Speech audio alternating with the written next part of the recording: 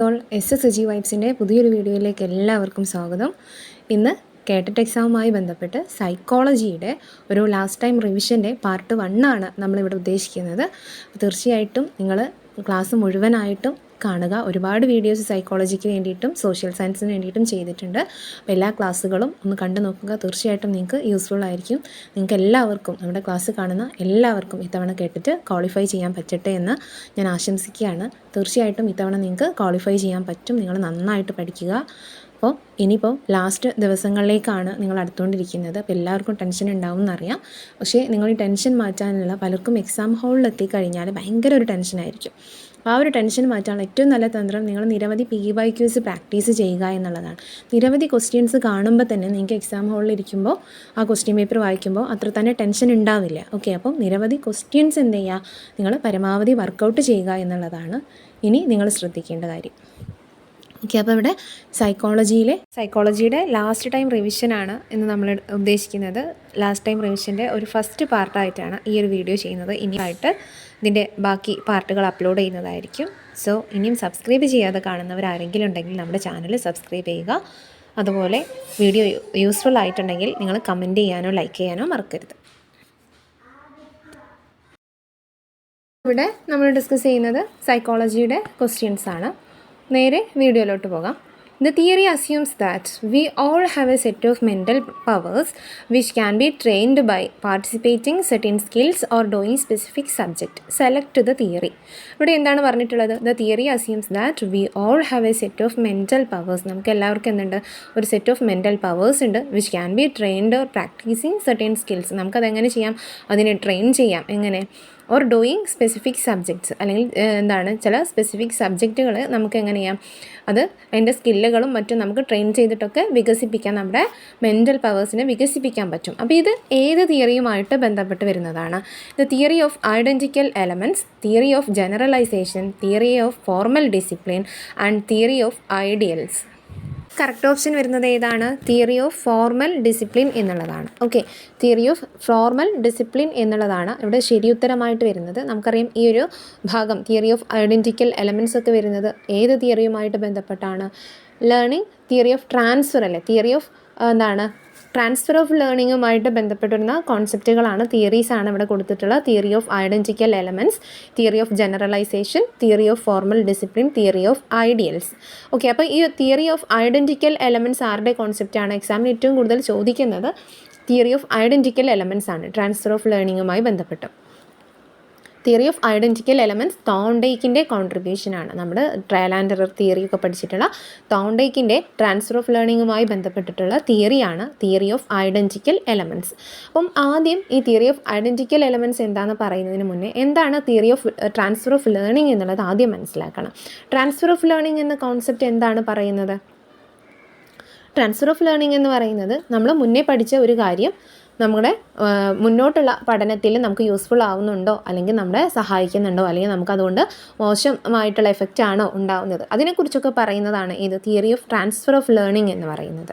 അപ്പം ഇവിടെ തന്നെ ഈ തിയറി ഓഫ് ലേണിങ്ങും ട്രാൻസ്ഫർ ഓഫ് ലേണിങ്ങുമായി ബന്ധപ്പെട്ട് നമുക്ക് എപ്പോഴും ചോദിക്കാറുള്ളത് negative transfer of learning, positive transfer of learning, zero transfer of learning, അതുപോലെ ന്യൂട്രൽ ട്രാൻസ്ഫർ ഓഫ് ലേണിംഗ്. ഈ സീറോ ട്രാൻസ്ഫർ ഓഫ് ലേണിങ്ങിനെയാണ് നമ്മൾ എന്ത് വിളിക്കുന്നത്?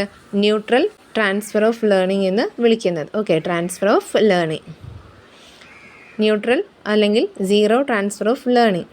അപ്പോൾ എന്താണ് ഈ positive transfer of learning? Positive transfer of learning എന്ന് പറയുമ്പോൾ നമ്മൾ നേരത്തെ പഠിച്ചു വെച്ച ഒരു കാര്യം നമ്മളിപ്പോൾ ഒരു പുതിയൊരു കാര്യം പഠിക്കുമ്പോൾ നമുക്കത് യൂസ്ഫുൾ ആവുകയാണ് എങ്കിൽ, അല്ലെങ്കിൽ നമുക്കതിനുകൊണ്ട് നമ്മൾ മുന്നേ പഠിച്ച ആ ഒരു കാര്യം കൊണ്ട് പുതിയ പഠനത്തിന് നമുക്ക് പോസിറ്റീവായിട്ടുള്ള ഒരു എഫക്റ്റ് ഉണ്ടാവുന്നുണ്ട് എങ്കിൽ, അല്ലെങ്കിൽ നമ്മൾ നേരത്തെ പഠിച്ച ആ ഒരു കാര്യം കൊണ്ട് പുതിയ പഠനം നമുക്ക് ഈസിയായി നടക്കുന്നുണ്ട് എങ്കിൽ നമുക്ക് എന്ത് വിളിക്കാം? അതിനെ പോസിറ്റീവ് ട്രാൻസ്ഫർ ഓഫ് ലേണിംഗ് എന്ന് വിളിക്കാം. Okay, positive transfer of learning എന്ന് വിളിക്കാം. അതേസമയം നമ്മൾ പുതിയൊരു കാര്യം പഠിക്കുമ്പോൾ നമ്മൾ നേരത്തെ പഠിച്ചു വെച്ച ആ ഒരു തിയറി നമ്മൾ എന്ത് ചെയ്യുന്നു, ഇവിടെ നമുക്ക് ഈ പുതിയ പഠനത്തിന് നമുക്ക് തടസ്സമാവുകയാണ് എങ്കിൽ, നെഗറ്റീവ് എഫക്റ്റ് ആണ് ഉണ്ടാക്കുന്നതെങ്കിൽ അതിനെ നമ്മൾ നെഗറ്റീവ് ട്രാൻസ്ഫർ ഓഫ് ലേണിംഗ് എന്ന് പറയുന്നു. അതേസമയം രണ്ട് തരത്തിലുള്ള പോസിറ്റീവായിട്ടും നെഗറ്റീവായിട്ടുള്ള യാതൊരു എഫക്റ്റും ഉണ്ടാക്കുന്നില്ല എങ്കിൽ അതിനെ നമ്മൾ സീറോ ട്രാൻസ്ഫർ ഓഫ് ലേണിംഗ് അല്ലെങ്കിൽ ന്യൂട്രൽ ട്രാൻസ്ഫർ ഓഫ് ലേണിംഗ് എന്ന് വിളിക്കുന്നു. ഓക്കെ, ഇതാണ് ട്രാൻസ്ഫർ ഓഫ് ലേണിംഗുമായി ബന്ധപ്പെട്ട് ബേസിക് ആയിട്ട് നിങ്ങൾ മനസ്സിലാക്കിയിരിക്കേണ്ടത്. ഏറ്റവും കൂടുതൽ ചോദ്യങ്ങൾ വന്നിട്ടുള്ളത് ഈ ഒരു ഭാഗം ഫോക്കസ് ചെയ്തിട്ടാണ്. ഓക്കെ, അപ്പോൾ ഇനി തിയറി ഓഫ് ഐഡൻറ്റിക്കൽ എലമെൻറ്റ്സിൽ തോണ്ടേക്ക് എന്താണ് പറയുന്നത്? ഐഡൻറ്റിക്കൽ എലമെൻറ്റ്സിൽ അദ്ദേഹം പറയുന്നത്, ആ ഒരു ടേം നിങ്ങൾ എന്ത് ചെയ്യുക, നോട്ട് ചെയ്യുക. ഐഡൻറ്റിക്കൽ എലമെൻറ്റ്സ് എന്ന് പറയുമ്പോൾ നമ്മൾ നേരത്തെ പഠിച്ച കാര്യവുമായിട്ട് സാമ്യമായിട്ടുള്ള എലമെൻറ്റ്സ്, അതേ എലമെൻറ്റ്സ് അല്ലെങ്കിൽ സാമ്യതയുള്ള എലമെൻറ്റ്സ് ഈ പുതിയതായി പഠിക്കുന്ന കാര്യത്തിൽ ഉണ്ടെങ്കിൽ നമ്മുടെ ലേണിംഗ് എന്തായിരിക്കും, എളുപ്പത്തിൽ നടക്കും എന്നാണ് ആര് പറയുന്നത്? തോണ്ടേക്ക് തൻ്റെ തിയറി ഓഫ് ഐഡൻറ്റിക്കൽ എലമെൻറ്റ്സിൽ പറയുന്നത്. ഓക്കെ, അപ്പോൾ തിയറി ഓഫ് ഐഡൻറ്റിക്കൽ എലമെൻറ്റ്സ് കൊണ്ടുവന്നത് ആരാണെന്ന് ചോദിച്ചാൽ അത് തോണ്ടേക്കാണ്. തോണ്ടേക്കിൻ്റെ തിയറിയാണ് theory of identical elements. Next question നോക്കൂ. Suresh failed in KTET exam. For that he blames his teachers for his failure. എന്താണ്? സുരേഷ് എക്സാമിൽ തോറ്റു. അവൻ ആരെയാണ് ബ്ലെയിം ചെയ്യുന്നത്? അവൻ്റെ അധ്യാപകരെയാണ്. This is an example of reaction formation, sublimation, regression, projection. ഇവിടെ ഡിഫെൻസീവ് മെക്കാനിസംസ് ആണ് ചോദിച്ചിട്ടുള്ളത്. ആരാണ് ഡിഫെൻസീവ് മെക്കാനിസം കൊണ്ടുവന്നത്? ഇതിൻ്റെ ഫാദറായിട്ട് അറിയപ്പെടുന്നത് സിഗ്മണ്ട് ഫ്രോയിഡ് ആണ്, അല്ലേ? സിഗ്മണ്ട് ഫ്രോയിഡ് ആണ് ഡിഫെൻസീവ് മെക്കാനിസത്തിൻ്റെ ഫാദറായിട്ട് അറിയപ്പെടുന്നത്. അപ്പോൾ ഇവിടെ ഏതാണ് വരുന്നത്? സുരേഷ് ഫെയിലായതിന് അവനെ ആരെ കുറ്റപ്പെടുത്തുന്നു? അവന് ടീച്ചേഴ്സിനെ ബ്ലെയിം ചെയ്യുന്നു. So here is the correct answer is option D, അല്ലേ? ഓപ്ഷൻ ഡി, പ്രൊജക്ഷൻ ആണ്. അവിടെ എന്താ ചെയ്യുന്നത്? പ്രൊജക്റ്റ് ചെയ്യുകയാണ് ചെയ്യുന്നത്. അവൻ്റെ കഴിവുകേട് മറ്റൊരാളുടെ മേലെ പ്രൊജക്റ്റ് ചെയ്യുകയാണ് ചെയ്യുന്നത്. So this is projection. ഇനി പ്രധാനമായിട്ടും നമുക്ക് ചോദിക്കാറുള്ള മറ്റൊന്ന് സബ്ലിമേഷൻ, റിഗ്രഷൻ എന്താണ്? റിഗ്രഷൻ എന്ന് പറയുമ്പോൾ ഒരു പ്രധാനപ്പെട്ട സമായോജന തന്ത്രമാണ്, അല്ലെങ്കിൽ ഡിഫെൻസീവ് മെക്കാനിസമാണ്, അഡ്ജസ്റ്റ്മെൻറ്റ് മെക്കാനിസമാണ്. അവിടെ ചെയ്യുന്നത് എന്താണെന്ന് വെച്ചാൽ, ഒരു വ്യക്തി എന്തെങ്കിലും പ്രയാസങ്ങളോ മറ്റോ അങ്ങനെയുള്ള പ്രശ്നങ്ങളുള്ള ഒരു ഘട്ടത്തിൽ വരുമ്പോൾ എന്ത് ചെയ്യുന്നു? തൻ്റെ പഴയ ഡെവലപ്മെൻറ്റൽ സ്റ്റേജിലേക്ക് പോകുന്നു. അതാണ് റിഗ്രഷനിൽ നമ്മൾ പറയുന്നത്. അപ്പോൾ മുതിർന്ന ഒരാൾ വിരൽ കടിക്കുന്നു, എന്തെങ്കിലും പ്രശ്നങ്ങളൊക്കെ വരുമ്പോൾ ടെൻഷനാകുമ്പോൾ വിരൽ കടിക്കുന്നു. അത് ഏതിലാണ് പെടുത്തുന്നത്? റിഗ്രഷനിലാണ് പെടുത്തുന്നത്. ഓക്കെ, നെക്സ്റ്റ് സബ്ലിമേഷൻ, അതുപോലെ റിയാക്ഷൻ ഫോർമേഷൻ, അതുപോലെ തന്നെ ഏറ്റവും ഇമ്പോർട്ടൻ്റ് ആയിട്ട് ചോദിക്കുന്ന മറ്റൊരു സമായോജന തന്ത്രമാണ് ഡിസ്പ്ലേസ്മെൻറ്റ്. എന്താണ് ഡിസ്പ്ലേസ്മെൻറ്റ് എന്ന് പറയുമ്പോൾ ആ ഒരു ടേം തന്നെയാണ്, ഡിസ്പ്ലേസ് ചെയ്യുകയാണ്. നമ്മുടെ ഒരാളെ അദ്ദേഹത്തിൻ്റെ ബോസ് ഓഫീസിൽ വെച്ച് ചീത്ത പറഞ്ഞു കഴിഞ്ഞാൽ ആ ഒരു ദേഷ്യം അവിടെ പ്രകടിപ്പിക്കാതെ എന്ത് ചെയ്യുന്നു? വീട്ടിൽ വന്നിട്ട് വൈഫിനോട് തീർക്കുന്നു, വൈഫ് അത് എന്ത് ചെയ്യുന്നു? കുട്ടികളോട് തീർക്കുന്നു. അപ്പോൾ ഇതിനെയാണ് നമ്മൾ എന്ത് വിളിക്കുന്നത്? ഡിസ്പ്ലേസ്മെൻറ്റ് എന്ന് വിളിക്കുന്നത്. ഓക്കെ, സബ്ലിമേഷൻ എന്ന് പറയുന്നത് എന്താണ്? അതിൻ്റെ മലയാളം ടേം എന്താണ്? ഉദാത്തീകരണം എന്നാണ്. അതായത് സൊസൈറ്റി അംഗീകരിക്കാത്ത ഒരു കാര്യത്തിനെ സൊസൈറ്റി അക്സെപ്റ്റബിൾ ആയിട്ടുള്ള മറ്റൊരു പാതയിലേക്ക് നമ്മൾ എന്ത് ചെയ്യുന്നു? തിരിച്ചുവിടുന്നു. അപ്പോൾ അവിടെ എക്സാമ്പിൾ, കുട്ടികളില്ലാത്ത ആളുകൾ എന്ത് ചെയ്യുന്നു? വല്ല അനാഥാലയത്തിലോ മക്കളെയൊക്കെ ദത്തെടുത്തിട്ട് അവർക്ക് ഫുഡും കാര്യങ്ങളും ഷെൽട്ടറൊക്കെ കൊടുക്കുന്നു. അപ്പം ഇതിനെയാണ് നമ്മൾ എന്ത് വിളിക്കുന്നത്? സബ്ലിമേഷൻ എന്ന് പറയുന്നത്. ഇതിൻ്റെ ഇത് ആരാണ് ആവിഷ്കരിച്ചതെന്ന് ചോദിച്ചാൽ സിഗ്മണ്ട് ഫ്രോയിഡ് കൊണ്ടുവന്നിട്ടുള്ള ഒന്നാണ് സബ്ലിമേഷൻ. ഇവിടെ പറയുന്നത് അസ്വീകാര്യമായിട്ടുള്ള ആഗ്രഹങ്ങൾ എന്ത് ചെയ്യുന്നു? സാമൂഹിക അംഗീകാരമുള്ള സ്ഥിതിയിലേക്ക്, പാതയിലേക്ക് തിരിച്ചു വിടുന്നതിനെയാണ് നമ്മൾ ഉദാത്തീകരണം അഥവാ സബ്ലിമേഷൻ എന്ന് പറയുന്നത്. നെക്സ്റ്റ് ഇതാണ് കോമ്പൻസേഷനാണ്. എന്താണ് കോമ്പൻസേഷനിൽ ചെയ്യുന്നത്? ഒരു രംഗത്തുള്ള പോരായ്മ മറ്റൊരു രംഗത്ത് തനിക്കുള്ള മികവിലൂടെ മറികടക്കാൻ ശ്രമിക്കുകയാണ് ചെയ്യുന്നത്. ഓക്കെ, ഒരു ഭാഗത്തുള്ള പോരായ്മയ്ക്ക് പകരം എന്ത് ചെയ്യുന്നു? മറ്റൊരു ഏരിയയിൽ പോയിട്ട് തൻ്റെ പോരായ്മ നികത്തുന്നു. അതിനെയാണ് അനുപൂരണം അഥവാ കോമ്പൻസേഷൻ എന്ന് പറയുന്നത്. അപ്പോൾ അതിന് നമുക്ക് എക്സാമ്പിളായിട്ട് എന്ത് പറയാം? പഠന വിഷയങ്ങൾ, അക്കാഡമിക് കാര്യങ്ങളിൽ ലോ ആയിട്ട് നിൽക്കുന്ന കുട്ടി എന്ത് ചെയ്യുന്നു? കായിക പ്രകടനത്തിലൂടെ ഉള്ള നേട്ടങ്ങളിലൂടെ അവന് എന്ത് ചെയ്യുന്നു? ഉയർന്നു വരാൻ ശ്രമിക്കുന്നു. അപ്പം അതിനെയാണ് നമ്മൾ കോമ്പൻസേറ്റ് ചെയ്യുക അല്ലെങ്കിൽ കോമ്പൻസേഷൻ എന്ന് പറയുന്നത്. ഓക്കെ, നെക്സ്റ്റ് മറ്റൊരു സമായോജന തന്ത്രമാണ് ഏത്? ഐഡൻറ്റിഫിക്കേഷൻ. എന്താണ് ഐഡൻറ്റിഫിക്കേഷൻ?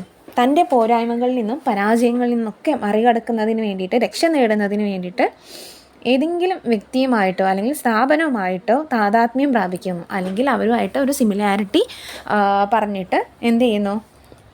അവരുടെ വിജയത്തിൽ സ്വയം സംതൃപ്തി നേടുന്ന ഒന്നാണ് ഐഡൻറ്റിഫിക്കേഷൻ എന്ന് പറയുന്നത്. ഓക്കെ, അപ്പോൾ ഇവിടെ നമുക്ക് എന്ത് ചെയ്യാം? ചിലർ സിനിമാ താരങ്ങളെ പോലെ ആവാൻ ശ്രമിക്കുന്നു, അല്ലെങ്കിൽ സച്ചിനെ പോലെയുള്ള ക്രിക്കറ്റ് ഹീറോസിനെ പോലെ ആവാൻ ശ്രമിക്കുന്നതൊക്കെ ഐഡൻറ്റിഫിക്കേഷൻ എക്സാമ്പിളാണ്. മറ്റൊന്ന് യുക്തീകരണം അഥവാ റാഷണലൈസേഷൻ ആണ്. എന്താണ് റാഷണലൈസേഷൻ? തൻ്റെ ബലഹീനതകൾ അല്ലെങ്കിൽ കഴിവുകേടുകൾ, പരാജയങ്ങളൊക്കെ എന്ത് ചെയ്യുന്നു? തെറ്റായ വിശദീകരണങ്ങൾ നൽകിയിട്ട് അല്ലെങ്കിൽ തെറ്റായ കാരണങ്ങൾ വഴി ന്യായീകരിക്കുന്നതിനെയാണ് നമ്മൾ എന്ത് വിളിക്കുന്നത്? റാഷണലൈസേഷൻ അഥവാ യുക്തീകരണം എന്ന് വിളിക്കുന്നത്. ഓക്കെ, യുക്തീകരണം. അതിൽ വരുന്ന 2 ഫാക്ടേഴ്സാണ്. ഒന്ന് സോർഗ്രേറ്റിസം, അതുപോലെ സ്വീറ്റ് ലെമണിസം. സോർഗ്രേപ്പിസം എന്താണ്? പുളിക്കുന്ന മുന്തിരിങ്ങ ശൈലി അല്ലേ? സോർഗ്രേപ്പിസം എന്ന് പറയുന്നത് പുളിക്കുന്ന മുന്തിരിങ്ങ ശൈലിയാണ്. ഓക്കെ, നെക്സ്റ്റ് എന്താണ്? സ്വീറ്റ് ലെമണിസം എന്ന് പറയുന്നത് എന്താണ്? മധുരിക്കുന്ന നാരങ്ങ ശൈലി. ഇതനുസരിച്ചിട്ട് വ്യക്തി എന്താ ചെയ്യുന്നത്? സ്വന്തം നേട്ടത്തിൽ തൃപ്തനല്ലാതെ വരുമ്പോൾ അത് തൻ്റെ ഉയർന്ന നേട്ടമായി കരുതി ആശ്വസിക്കുന്ന ഒന്നാണ് സ്വീറ്റ് ലെമണിസം. ഓക്കെ, കിട്ടിയത് തന്നെ വലിയ സംഭവമായിട്ട് അതിനെ കണ്ടിട്ട് സ്വയം നേട്ടമായി കരുതി ആശ്വസിക്കുന്നതാണ് സ്വീറ്റ് ലെമണിസം.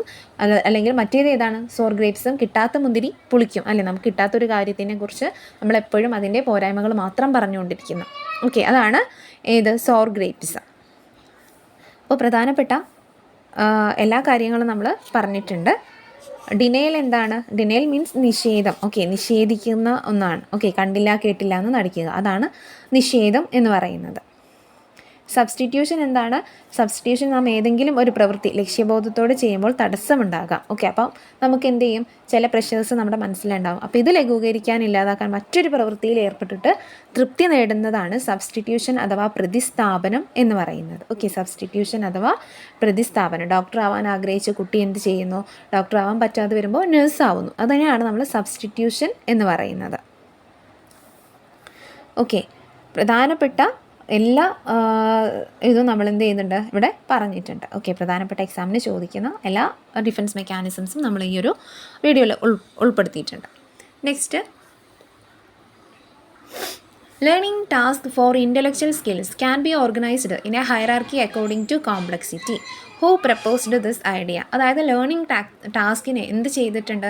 ഇൻ്റലക്ച്വൽ സ്കില്ലുകളെ എങ്ങനെ ഓർഗനൈസ് ചെയ്തിട്ടുണ്ട്? ഹയറാർക്കി ആയിട്ട്. ഓക്കെ, ഒരു ഹയറാർക്കി ആയിട്ട് ഇൻ്റലക്ച്വൽ സ്കിൽസിനെ ഒരു ഹയറാർക്കി മോഡലിൽ ചിത്രീകരിച്ചിട്ടുള്ളത് ആരാണ്? ഇൻക്രീസിങ് കോംപ്ലക്സിറ്റി, അതിൻ്റെ കോംപ്ലക്സിറ്റിക്ക് അനുസരിച്ച്.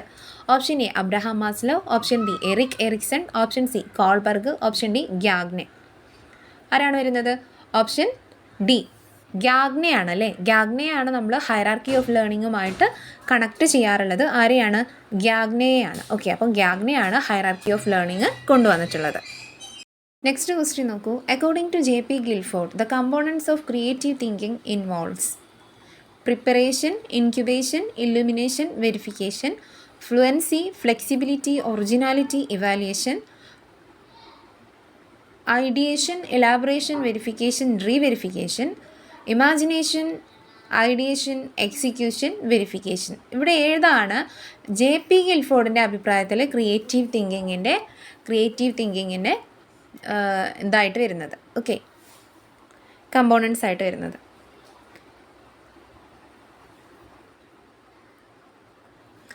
ഇവിടെ കറക്റ്റ് ഓപ്ഷൻ ആയിട്ട് വരുന്നത് ഓപ്ഷൻ ബി ആണ്. Fluency, flexibility, originality, evaluation. Fluency ഉണ്ടായിരിക്കണം, ഫ്ലെക്സിബിൾ ആയിരിക്കണം, അതിനൊരു ഒറിജിനാലിറ്റി ഉണ്ടായിരിക്കും, അതുപോലെ അതിൻ്റെ ഇവാലുവേഷൻ. ഈ കാര്യങ്ങളാണ് ക്രിയേറ്റീവ് തിങ്കിങ്ങിനെ കമ്പോണൻസ് ആയിട്ട് ആര് പറയുന്നത്? ജെ പി ഗിൽഫോർഡ് പറയുന്നത്. അപ്പോൾ ആരാണ് ജെ പി ഗിൽഫോർഡ്? നമ്മൾ എവിടെയാണ് ജെ പി ഗിൽഫോർഡിനെ കുറിച്ച് പഠിച്ചത്? ഇൻ്റലിജൻസ് തിയറീസുമായി ബന്ധപ്പെട്ട് നമ്മൾ പഠിച്ചിട്ടുള്ള ഒരു പേരാണ് J P Guilford. J P ഗിൽഫോർഡിൻ്റെ തിയറി ഏതാണ്? Structure of intellect model theory കൊണ്ടുവന്നത് ജെ പി ഗിൽഫോർഡ് ആണ്. SI മോഡൽ ഓഫ് ഇൻ്റലിജൻസ് അല്ലെങ്കിൽ 3D model of intelligence, 3 dimensional model of intelligence എന്ന് പറയുന്ന ഇൻ്റലിജൻസിനെ കുറിച്ച് നമ്മൾ പഠിച്ചത് ജെ പി ഗിൽഫോർഡിൻ്റെ തിയറിയിലാണ്. പ്രോസസ്സ് എന്നൊക്കെ കണ്ടൻറ്റ് എന്നൊക്കെ പറഞ്ഞിട്ട് 3ആയിട്ട് അദ്ദേഹം ഡിവൈഡ് ചെയ്തിട്ടുണ്ട്. ആ കാര്യങ്ങളൊക്കെ നമുക്കിനി ഒന്നുകൂടെ എന്ത് ചെയ്യാം? റിവൈസ് ചെയ്യാം. അപ്പോൾ ഇൻ്റലിജൻസ് നമുക്ക് എക്സാമിന് ഏറ്റവും ഇമ്പോർട്ടൻ്റ് ആയിട്ട് ചോദിക്കുന്ന ഒരു ഭാഗമാണ്. ഒരുപാട് intelligence theories, theory of multiple intelligence വരുന്നുണ്ട്. ഹൊവാർഡ് ഗാർഡനറിൻ്റെ തിയറിയാണ് തിയറി ഓഫ് മൾട്ടിപ്പിൾ ഇൻ്റലിജൻസ്. അതുപോലെ LL തേഴ്സ്റ്റൻ്റെ ഇത് വരുന്നുണ്ട്. Group factor theory of Spearman വരുന്നുണ്ട്. അപ്പോൾ അതെല്ലാം ജസ്റ്റ് നമുക്ക് എന്ത് ചെയ്യാം? ഒന്ന് റിവൈസ് ചെയ്തിട്ട് പോകാം. ആദ്യം തന്നെ എന്താണ് ബുദ്ധി എന്ന് നോക്കും, അല്ലെങ്കിൽ എന്താണ് ഇൻ്റലിജൻസ്? ഓക്കെ, ബുദ്ധി എന്ന് പറയുമ്പോൾ വൈജ്ഞാനിക പ്രക്രിയയുമായിട്ട് ബന്ധപ്പെട്ട ശേഷികളെ ഉൾക്കൊള്ളുന്ന ഒരു ആശയം, ഒരു കോൺസെപ്റ്റാണ് ഏത്? കോഗ്നിറ്റീവ് ലെവലുമായി ബന്ധപ്പെട്ട് അങ്ങനെയുള്ള എബിലിറ്റീസിനെ ഉൾക്കൊള്ളുന്ന ഒരു ആശയമാണ് ബുദ്ധി അഥവാ ഇൻ്റലിജൻസ് എന്ന് പറയുന്നത്. പരിസ്ഥിതിയുമായിട്ട് പൊരുത്തപ്പെടാനും ഗുണാത്മകമായിട്ട് ചിന്തിക്കാനും അനുഭവത്തിൽ നിന്ന് പാഠങ്ങൾ പഠിക്കാനും വ്യക്തിയെ പ്രാപ്തമാക്കുന്ന ഒന്നാണ് ഏത്? അങ്ങനൊരു എബിലിറ്റിയാണ് ഏത്? നമ്മുടെ ഇൻ്റലിജൻസ് എന്ന് പറയുന്നത്. ഓക്കെ, സ്വന്തം ചുറ്റുപാടുമായിട്ട് അല്ലെങ്കിൽ പുതിയ പരിസ്ഥിതികളുമായിട്ടൊക്കെ ഇടപഴകാനും അതിനോട് പൊരുത്തപ്പെട്ടു പോകാനും അതായത് ഗുണാത്മകമായിട്ട് ചിന്തിക്കാനും ഒക്കെയുള്ള അല്ലെങ്കിൽ അനുഭവത്തിൽ നിന്ന് പാഠങ്ങൾ ഉൾക്കൊള്ളാനുമുള്ള ഒരു വ്യക്തിയുടെ ഒരു എബിലിറ്റിയെയാണ് നമ്മൾ എന്ത് വിളിക്കുന്നത്? ഇൻ്റലിജൻസ് എന്ന് വിളിക്കുന്നത്. ഓക്കെ, അപ്പം ഏറ്റവും ഫേമസ് ആയിട്ടുള്ള ഡെഫിനിഷൻ വെഷ്ലറുടേതാണ്. ബുദ്ധി എന്നത് ഉദ്ദേശാധിഷ്ഠിതമായിട്ട് പ്രവർത്തിക്കാനും യുക്തിപൂർവ്വം ചിന്തിക്കാനും പരിസ്ഥിതിയെ കാര്യക്ഷമമായി കൈകാര്യം ചെയ്യാനും വ്യക്തിയെ പ്രാപ്തനാക്കുന്ന ഒരു സമഗ്ര ശേഷിയുടെ ആകെത്തുകയെയാണ് വെഷ്ലർ എന്ത് വിളിച്ചത്? ഇൻ്റലിജൻസ് എന്ന് വിളിച്ചത്. ഓക്കെ, അപ്പോൾ ആ ഒരു കാര്യം ഇമ്പോർട്ടൻ്റ് ആണ്. വെഷ്ലറിൻ്റെ ഡെഫിനിഷന് ഒന്ന് പഠിച്ച് മനസ്സിലാക്കി വയ്ക്കുന്നത് നന്നായിരിക്കും.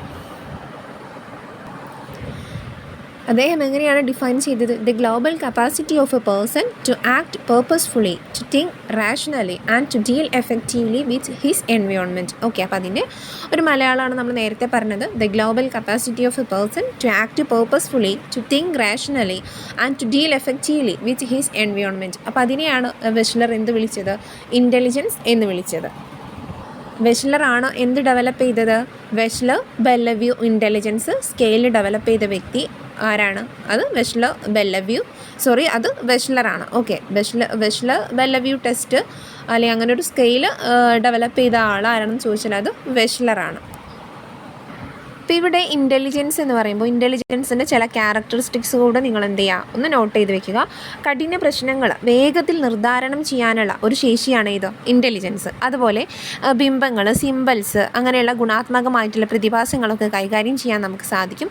സൂക്ഷ്മതയോടെ വേഗത്തിൽ പണിയെടുക്കാൻ നമുക്ക് സാധിക്കുന്നത് ഇൻ്റലിജൻസ് ഉണ്ടാകുമ്പോഴാണ്.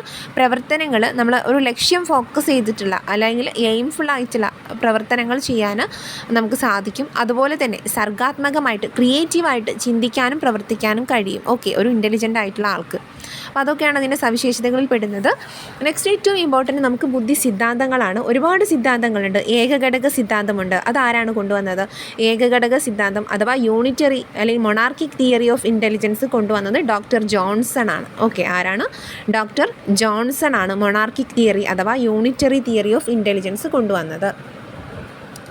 അതുപോലെ ബഹുഘടക സിദ്ധാന്തം അഥവാ മൾട്ടി ഫാക്ടർ തിയറി അഥവാ അനാർക്കിക് തിയറി കൊണ്ടുവന്നത് ആരാണ്? അത് തോണ്ടേക്ക് ആണ്. ഓക്കെ, ബഹുഘടക സിദ്ധാന്തം, multi factor theory of intelligence, anarchic theory കൊണ്ടുവന്നത് തോണ്ടേക്ക് ആണ്, മാറിപ്പോകരുത്. നെക്സ്റ്റ് ദ്വിഘടക സിദ്ധാന്തം, ടു ഫാക്ടർ തിയറി കൊണ്ടുവന്നത് ആരാണ്? അത് ചാൾസ് സ്പിയർമാൻ ആണ്. ഓക്കെ, ആരാണ്? ചാൾസ് സ്പിയർമാൻ ആണ് എന്ത് കൊണ്ടുവന്നത്? Two factor theory of intelligence കൊണ്ടുവന്നത്. അതുപോലെ സംഘഘടക സിദ്ധാന്തം, ഗ്രൂപ്പ് ഫാക്ടർ തിയറി ഉണ്ട്. അതാരാണ് കൊണ്ടുവന്നത്? ഗ്രൂപ്പ് ഫാക്ടർ തിയറി അത് എൽ തേഴ്സ്റ്റൺ ആണ്. ഓക്കെ, എൽ തേഴ്സ്റ്റൺ ആണ് എന്ത് കൊണ്ടുവന്നത്? സംഘഘടക സിദ്ധാന്തം കൊണ്ടുവന്നത്. അതുപോലെ ഗിൽഫോർഡിൻ്റെ ബുദ്ധിഘടന മാതൃക അല്ലെങ്കിൽ സ്ട്രക്ചർ ഓഫ് ഇൻ്റലക്റ്റ് മോഡൽ കൊണ്ടുവന്നത് ആരാണ്? ത്രിമുഖ ബുദ്ധി കൊണ്ടുവന്നത് ഗിൽഫോർഡാണ്. അതുപോലെ തന്നെ ഖരബുദ്ധി, ദ്രവബുദ്ധി എന്ന concept, crystallised or fluid intelligence കൊണ്ടുവന്നത് ആരാണ്? അത് റെയ്മണ്ട് കാറ്റിലാണ്. അതുപോലെ ട്രയാർക്കിക് തിയറി കൊണ്ടുവന്നത് ആരാണ്? റോബർട്ട് ജെ സ്റ്റേൺബർഗ് ആണ്. ഇതൊക്കെ മാച്ച് ദ ഫോളോയിങ് ആയിട്ടൊക്കെ ചോദിക്കാറുണ്ട്. Triarchic theory of intelligence Robert J Sternberg ആണ്. ബഹുമുഖ സിദ്ധി അഥവാ മൾട്ടിപ്പിൾ ഇൻ്റലിജൻസ് കൊണ്ടുവന്നത് ഹൊവാർഡ് ഗാർഡ്നർ ആണ്. ഓക്കെ, ഹൊവാർഡ് ഗാർഡ്നർ ആണ് ഈ ഒരു തിയറി കൊണ്ടുവന്നത്, ബഹുമുഖ ബുദ്ധി അഥവാ മൾട്ടിപ്പിൾ ഇൻ്റലിജൻസ്. ഓക്കെ, അപ്പോൾ ഇനി എന്താണ് ഈ ഓരോ തിയറീസിലും വരുന്ന കോൺസെപ്റ്റുകൾ എന്താണെന്ന് ജസ്റ്റ് ഒന്ന് നമുക്ക് സമ്മറൈസ് ചെയ്ത് പറഞ്ഞു പോകാം. നമ്മൾ ആദ്യം പറഞ്ഞു ഏകഘടക സിദ്ധാന്തം കൊണ്ടുവന്നത് ആരാണ്? അത് ജോൺസൺ ആണ്, അഥവാ യൂണിറ്ററി അഥവാ മൊണാർക്കിക് തിയറി എന്നറിയപ്പെടുന്നത്. ബുദ്ധിയിൽ ഒരൊറ്റ സിദ്ധാന്തമേ അന്തർഭവിച്ചിട്ടുള്ളൂ, അതാണ് എന്നാണ് ഈ സിദ്ധാന്തത്തിൽ പരാമർശിക്കുന്നത്. ഈ സിദ്ധാന്ത പ്രകാരം ബുദ്ധിയിൽ എല്ലാ വ്യാപകമായിട്ടുള്ള ശേഷികളും അടങ്ങിയിരിക്കുന്നു. ഓക്കെ, ബുദ്ധിയിൽ എല്ലാ ശേഷികളും അടങ്ങിയിരിക്കുന്നു എന്ന് വാദിച്ച വ്യക്തിയാണ് ആര്? Doctor Johnson. ഓക്കെ, അപ്പോൾ അതൊന്ന് നോട്ട് ചെയ്ത് വെക്കുക. നെക്സ്റ്റ് ചാൾസ് പിയർമാൻ്റെ തിയറിയാണ് ഏത്? 2 ഫാക്ടർ തിയറി എന്ന പേരിൽ അറിയപ്പെടുന്നത് ചാൾസ് പിയർമാൻ്റെ തിയറിയാണ്. ഓക്കെ, ഒരു സിംഗിൾ ഫാക്ടർ ഉണ്ട്, അതിൻ്റെ പേരാണ് ഒരു single factor G factor which represents an individuals general intelligence. ഒരാളുടെ ജനറൽ ഇൻ്റലിജൻസിനെ പറയുന്നതാണ് ജി ഫാക്ടർ. അതുപോലെ തന്നെ സ്പെസിഫിക് ഇൻ്റലിജൻസിനെ പറയുന്നതാണ് ഏത്? S factor. Okay, specific intelligence, specific എബിലിറ്റിയെക്കുറിച്ച് പറയുന്നത് ഏതാണ്? അത് എസ് ഫാക്ടറാണ്. അപ്പോൾ അങ്ങനെയുള്ള 2 ഫാക്ടേഴ്സാണ് ഓരോരുത്തരുടെയും ബുദ്ധിയിൽ കാണപ്പെടുന്നത് എന്ന് വാദിച്ച വ്യക്തിയാണ് ആര്? നമ്മുടെ Charles Spearman. Okay, Charles Spearman ഒരു ഇംഗ്ലീഷ് സൈക്കോളജിസ്റ്റാണ്. അദ്ദേഹമാണ് അങ്ങനെ വാദിച്ചത്. അതുപോലെ ഫാക്ടർ അനാലിസിസ് യൂസ് ചെയ്തിരുന്ന വ്യക്തി ആരായിരുന്നു എന്ന് ചോദിച്ചാൽ അതും ആരാണ്? ചാൾസ് സ്പിയർമാൻ ആണ്. ബുദ്ധിശക്തിയുടെ സാമാന്യ ഘടകം അഥവാ ജനറൽ ഫാക്ടർ ഏതാണ്? ജിയും ബുദ്ധിശക്തിയുടെ സവിശേഷ ഘടകം സ്പെസിഫിക് ഫാക്ടർ ഏതാണ്? അത് എസ് ഫാക്ടറുമാണ്. ഓരോ വ്യക്തിയുടെയും ഏതൊരു മാനസിക പ്രക്രിയയിലും ജി ഫാക്ടർ ഏറിയോ കുറഞ്ഞോ ഇരിക്കും. അതുപോലെ എസ് ഘടകം എന്താണ്? ഓരോ പ്രവർത്തനത്തിനും പ്രത്യേകം വേണ്ടതായിട്ടുള്ള ഘടകമാണ് എസ് ഫാക്ടർ. അതുപോലെ മുന്നേ ഒരു ക്വസ്റ്റ്യൻ പേപ്പറിൽ കണ്ടിട്ടുണ്ടായിരുന്നു, ഒന്ന് തന്നിട്ട് ഇവിടെ ഒരു എസ് വരും, ഇവിടെ ഒരു എസ് വരും. ഓക്കെ, അപ്പോൾ ഇങ്ങനെ എസ്, ഓരോ എസ്സുകൾ വരുന്നത് ഇത് ഏത് തിയറിയുമായിട്ട് ബന്ധപ്പെട്ട് വരുന്നതാണ് എന്ന് മുന്നേ ചോദിച്ച് കണ്ടിട്ടുണ്ട്. അത് ഏതാണ്? ഒരു ജി ഫാക്ടറും നിരവധി എസ്സുകളും കാണുന്നത് ഏതിലാണ്? അത് ചാൾസ് പിയർമാൻ്റെ തിയറിയിലാണ് എന്ന് നോട്ട് ചെയ്ത് വയ്ക്കുക. നെക്സ്റ്റ് എൽ തേഴ്സ്റ്റൺ കൊണ്ടുവന്ന തിയറിയാണ് group factor theory. Okay, group factor theory അഥവാ പ്രൈമറി മെൻ്റൽ എബിലിറ്റീസ് എന്ന് പറഞ്ഞിട്ടുള്ള തിയറീസ് ഡിസ്കസ് ചെയ്യുന്നത് ആരാണ്? അത് എൽ തേഴ്സ്റ്റൺ ആണ്. ഓക്കെ, അപ്പോൾ അദ്ദേഹത്തിൻ്റെ അഭിപ്രായത്തിൽ the 7 primary mental abilities. Okay, 7 primary mental abilities ആണ് ആരെടുത്ത് പറയുന്നത്? നമ്മുടെ ഗ്രൂപ്പ് ഫാക്ടർ തിയറിയിൽ എൽ തേഴ്സ്റ്റൺ പറയുന്നത്. ഓക്കെ, അദ്ദേഹം ജി എന്ന ഘടകത്തിൻ്റെ സ്ഥാനത്ത് നിരവധി പ്രാഥമിക ഘടകങ്ങളെ രൂപപ്പെടുത്തി. അതിലേതൊക്കെ വരുന്നുണ്ട്? വെർബൽ ഫാക്ടർ വരുന്നുണ്ട്. ഓക്കെ, വെർബൽ ഫാക്ടർ വരുന്നുണ്ട്. ന്യൂമറിക്കലായിട്ടുള്ള കാര്യങ്ങൾ, ന്യൂമറിക്കൽ എബിലിറ്റി വരുന്നുണ്ട്. സ്പേഷ്യൽ വിഷ്വലൈസേഷൻ വരുന്നുണ്ട്. പെർസെപ്ച്വൽ സ്പീഡ് വരുന്നുണ്ട്. മെമ്മറി എബിലിറ്റി വരുന്നുണ്ട്. റീകോൾ ചെയ്യാനുള്ള നമ്മുടെ എബിലിറ്റി ആയിട്ടുള്ള മെമ്മറി എബിലിറ്റി പറയുന്നുണ്ട്. അതുപോലെ റീസണിങ് പറയുന്നുണ്ട്. വിഷ്വൽ ഫാക്ടർ നമ്മൾ പറഞ്ഞു. അതുപോലെ പ്രശ്ന നിർദ്ധാരണ ശേഷി, പ്രോബ്ലം സോൾവിങ്, അങ്ങനെയുള്ള നിരവധി ഘടകങ്ങളെക്കുറിച്ച് പറയുന്ന തിയറിയാണ് ഏത്? തേഴ്സ്റ്റൻ്റെ ഗ്രൂപ്പ് ഫാക്ടർ തിയറി എന്ന് മനസ്സിലാക്കുക. നെക്സ്റ്റ് റോബർട്ട് ജെ സ്റ്റേൺബർഗ് ആണ് ട്രയാർക്കിക് തിയറി ഓഫ് ഇൻ്റലിജൻസ് കൊണ്ടുവന്നത്. ആരാണ്? റോബർട്ട് ജെ സ്റ്റേൺബർഗ് ആണ്. ഓക്കെ, അപ്പം അദ്ദേഹം പറയുന്നത് എങ്ങനെയാണ്? ഏതൊരു ഇൻ്റലിജൻസിനും 3 ആസ്പെക്ട്സ് ഉണ്ട് എന്ന് വാദിച്ച വ്യക്തിയാണ് Robert Sternberg. Analytical, creative and practical. Okay, ഏതാണ്? Analytical, creative and practical. Analytical intelligence also refer to as componential intelligence. Okay, അപ്പം അത് അനലൈസ് ചെയ്യാനുള്ള അല്ലെങ്കിൽ ഇവാലുവേറ്റ് ചെയ്യാനുള്ള ഒരു കഴിവാണ് അനലിറ്റിക്കൽ ഇൻ്റലിജൻസിൽ വരുന്നത്. അതേസമയം ക്രിയേറ്റീവ് ഇൻ്റലിജൻസിൽ വരുന്നത് ഏതാണ്? Ability to go beyond what is given to create novel and interesting ideas. Okay, കുറച്ചുകൂടെ ക്രിയേറ്റീവായിട്ട് നമുക്ക് കാര്യങ്ങൾ ചെയ്യാൻ പറ്റുന്ന ഒരു ഇൻ്റലിജൻസ് ആണ്. പ്രാക്ടിക്കൽ ഇൻ്റലിജൻസ് എന്താണ്? The ability that individuals use to solve problems faced in daily life. നമ്മുടെ ഡെയിലി ലൈഫിലുണ്ടാകുന്ന പ്രോബ്ലംസ് സോൾവ് ചെയ്യാനുള്ള എബിലിറ്റിയാണ് പ്രാക്ടിക്കൽ ഇൻ്റലിജൻസിൽ വരുന്നത്. ഓക്കെ, അപ്പോൾ ട്രയാർക്കിക് തിയറി കൊണ്ടുവന്നത് റോബർട്ട് ജെ സ്റ്റേൺബർഗ് ആണ്. പ്രധാനമായിട്ടും 3 കാര്യങ്ങൾ പറയുന്നുണ്ട്. ഏതൊക്കെയാണ്? Analytical, creative and practical intelligence. Next കാറ്റലിൻ്റെ തിയറിയാണ് fluid ഇൻ്റലിജൻസും അതുപോലെ ക്രിസ്റ്റലൈസ്ഡ് ഇൻ്റലിജൻസും. എന്താണ് ഫ്ലൂയിഡ് ആൻഡ് ക്രിസ്റ്റലൈസ്ഡ് ഇൻ്റലിജൻസ് എന്ന് നമുക്ക് നോക്കാം. ഫ്ലൂയിഡ് ഇൻ്റലിജൻസ് എന്ന് പറയുമ്പോൾ ഏതാണ് വരുന്നത്? മുന്നേ നേടിയ അറിവ് പ്രയോജനപ്പെടുത്താതെ തന്നെ പുതിയ സന്ദർഭങ്ങളിൽ ചിന്തിക്കാനും പ്രശ്നങ്ങൾ പരിഹരിക്കാനും സഹായിക്കുന്ന ബുദ്ധിയാണ് ദ്രവബുദ്ധി. ഓക്കെ, മുന്നേ നേടിയ അറിവ് പ്രയോജനപ്പെടുത്താതെ തന്നെ പുതിയ സന്ദർഭങ്ങളിൽ ചിന്തിക്കാനും പ്രശ്നങ്ങൾ പരിഹരിക്കാനും കഴിയുന്നുണ്ടെങ്കിൽ അങ്ങനെയുള്ള ഒന്നിനെയാണ് എന്ത് പറയുന്നത്? ദ്രവബുദ്ധി എന്ന് പറയുന്നത്. ഓക്കെ, ഫ്ലൂയിഡ് ഇൻ്റലിജൻസ് എന്ന് പറയുന്നത്. ഇങ്ങനെ ചോദ്യം മുന്നേ വന്നിട്ടുണ്ടായിരുന്നു. അതുപോലെ ഖരബുദ്ധി എന്ന് പറയുമ്പോൾ നേരത്തെ നേടിയ അറിവ്, സ്കില്ല്, അനുഭവങ്ങൾ, എക്സ്പീരിയൻസ് എന്നിവ പ്രയോജനപ്പെടുത്തിയിട്ട് പ്രശ്നങ്ങൾ നമ്മൾ പരിഹരിക്കുകയാണെങ്കിൽ അതിനെ ഖരബുദ്ധി അഥവാ ക്രിസ്റ്റലൈസ്ഡ് ഇൻ്റലിജൻസ് എന്ന് വിളിക്കുന്നു. ഓക്കെ, ക്രിസ്റ്റലൈസ്ഡ് ഇൻ്റലിജൻസ് എന്ന് വിളിക്കുന്നു. അപ്പോൾ ഈ ഒരു ആശയം കൊണ്ടുവന്നത് ആരാണ്? അത് റെയ്മണ്ട് കാറ്റലാണ്. ഓക്കെ, കാറ്റലിൻ്റെ അഭിപ്രായമാണ് ഖരബുദ്ധിയും ദ്രവബുദ്ധിയും. നെക്സ്റ്റ് ഗാർഡനറിൻ്റെ മൾട്ടിപ്പിൾ ഇൻ്റലിജൻസ് ആണ്. മൾട്ടിപ്പിൾ ഇൻ്റലിജൻസ് ഏതാണ്? ദ ഫ്രെയിംസ് ഓഫ് മൈൻഡ് എന്ന് പറയുന്ന തിയറി, അങ്ങനെ ഒരു ബുക്ക് കൊണ്ടുവന്നത് ഹൊവാർഡ് ഗാർഡനറാണ്. അതിലാണ് അദ്ദേഹം എന്തിനെക്കുറിച്ചൊക്കെ പറയുന്നത്? മൾട്ടിപ്പിൾ ഇൻ്റലിജൻസിനെ കുറിച്ച് പറയുന്ന വ്യക്തി ആരാണെന്ന് ചോദിച്ചാൽ അതും ഗാർഡനറാണ്. ഗാർഡനറിൻ്റെ മൾട്ടിപ്പിൾ ഇൻ്റലിജൻസിൽ ഒരുപാട് കാര്യങ്ങൾ പറയുന്നുണ്ട്. അതൊക്കെ നമ്മൾ എല്ലാ വീഡിയോസിലും മുന്നേ ഡിസ്കസ് ചെയ്തിട്ടുള്ളതാണ്. ഓക്കെ, ഈ ബോഡ്ലി കൈനസ്തെറ്റിക് ആയിട്ടുള്ള ഇൻ്റലിജൻസ് വരുന്നുണ്ട്. അങ്ങനെ പല ഇൻ്റർപേഴ്സണൽ വരുന്നുണ്ട്, ഇൻട്രാ പേഴ്സണൽ വരുന്നുണ്ട്. അങ്ങനെ ഒരു 8ഓളം ഇൻ്റലിജൻസുകളെ കുറിച്ച് നമ്മൾ പഠിച്ചിട്ടുള്ളത് ആരുടെ തിയറിയിലാണ്? നമ്മുടെ ഗാർഡനറിൻ്റെ തിയറിയിലാണ്. ഓക്കെ, അപ്പോൾ അതൊക്കെ എല്ലാ വീഡിയോസിലും ഉൾക്കൊള്ളിച്ചതുകൊണ്ട് കൂടുതലും മൾട്ടിപ്പിൾ ഇൻ്റലിജൻസ് നമ്മൾ ഇവിടെ ഡിസ്കസ് ചെയ്യുന്നില്ല. ഓക്കെ, പ്രധാനമായിട്ടും വരുന്ന കോൺസെപ്റ്റുകൾ മാത്രം പറഞ്ഞു പോവുകയാണ്. ദൃശ്യ സ്ഥലപര ബുദ്ധി, okay, visual and spatial intelligence വരുന്നുണ്ട്. ഭാഷാപരമായിട്ടുള്ള വെർബൽ ഇൻ്റലിജൻസ് വരുന്നുണ്ട്. യുക്തി ചിന്താപരം അല്ലെങ്കിൽ ഗണിതപരമായിട്ടുള്ള ഒരു ഇതിൽ വരുന്നുണ്ട്, മൾട്ടിപ്പിൾ ഇൻ്റലിജൻസിൽ വരുന്നുണ്ട്. ഓക്കെ, ഗണിതപരമായിട്ടുള്ള ഒന്ന്. അതുപോലെ കായിക ചാലക ബുദ്ധി, കൈനസ്തെറ്റിക്, ബോഡിലി കൈനസ്തെറ്റിക് വരുന്നുണ്ട്. താളാത്മക ഗണിതപര ബുദ്ധി, വ്യക്തിയാന്തര ബുദ്ധി, ഇൻ്റർപേഴ്സണലും ഇൻട്രാ പേഴ്സണലും ആന്തരിക വൈയക്തിക ബുദ്ധി വരുന്നുണ്ട്. നാച്ചുറൽ ഇൻ്റലിജൻസ് വരുന്നുണ്ട്. ഓക്കെ, അപ്പോൾ അങ്ങനെ നിരവധി ഇൻ്റലിജൻസുകളെ കുറിച്ച് പറയുന്ന തിയറിയാണ് ഇത് ഹൊവാർഡ് ഗാർഡനറിൻ്റെ തിയറി ഓഫ് മൾട്ടിപ്പിൾ ഇൻ്റലിജൻസ്. ഏറ്റവും ഫേമസ് ആയിട്ടുള്ള ബുക്ക് ഫ്രെയിംസ് ഓഫ് മൈൻഡ് ആണ്. ഇൻ്റലിജൻസ് റീഫ്രെയിംഡ് എന്ന വർക്ക് എഴുതിയതും ആരാണ്? അതും ഹൊവാർഡ് ഗാർഡനറാണ്. ഓക്കെ, നെക്സ്റ്റ് ഏറ്റവും ഇമ്പോർട്ടൻ്റ് ആയിട്ടുള്ള തിയറി, നമ്മുടെ എക്സാമിന് ഏറ്റവും കൂടുതൽ ചോദിച്ച് കണ്ടിട്ടുള്ളത് ഗിൽഫോർഡിൻ്റെ തിയറിയാണ്. ഗിൽഫോർഡിൻ്റെ തിയറിയാണ് എന്ത് പേരിൽ അറിയപ്പെടുന്നത്? സ്ട്രക്ചർ ഓഫ് ഇൻ്റലക്റ്റ് മോഡൽ എന്ന പേരിൽ അറിയപ്പെടുന്ന തിയറി ഏതാണെന്ന് ചോദിച്ചാൽ അത് ഗിൽഫോർഡിൻ്റെ തിയറിയാണ്. ഒരുപാട് ചോദ്യങ്ങൾ ഈ ഒരു ഏരിയയിൽ നിന്ന് വന്ന് കണ്ടിട്ട്. ത്രിമുഖ സിദ്ധാന്തം, ഓക്കെ, ബുദ്ധിഘടനാ മാതൃക എന്ന പേരിലൊക്കെ അറിയപ്പെടുന്നത് ഗിൽഫോർഡിൻ്റെ തിയറിയാണ്. അതുപോലെ ഫാക്ടർ അനാലിസിസ് യൂസ് ചെയ്തിട്ട് തന്നെയാണ് ഇദ്ദേഹവും തിയറി രൂപപ്പെടുത്തിയിട്ടുള്ളത്. ഓക്കെ, ഏതാണ്? ഫാക്ടർ അനാലിസിസ് യൂസ് ചെയ്തിട്ടാണ് അദ്ദേഹം ഈ തിയറി വികസിപ്പിച്ചെടുത്തത്. പ്രധാനമായിട്ടും 3 മുഖങ്ങളുണ്ട് എന്ന്, ബുദ്ധിക്ക് 3 മുഖങ്ങളുണ്ട് എന്ന് വാദിച്ച വ്യക്തി ആരാണെന്ന് ചോദിച്ചാൽ അത് ഗിൽഫോർഡാണ്.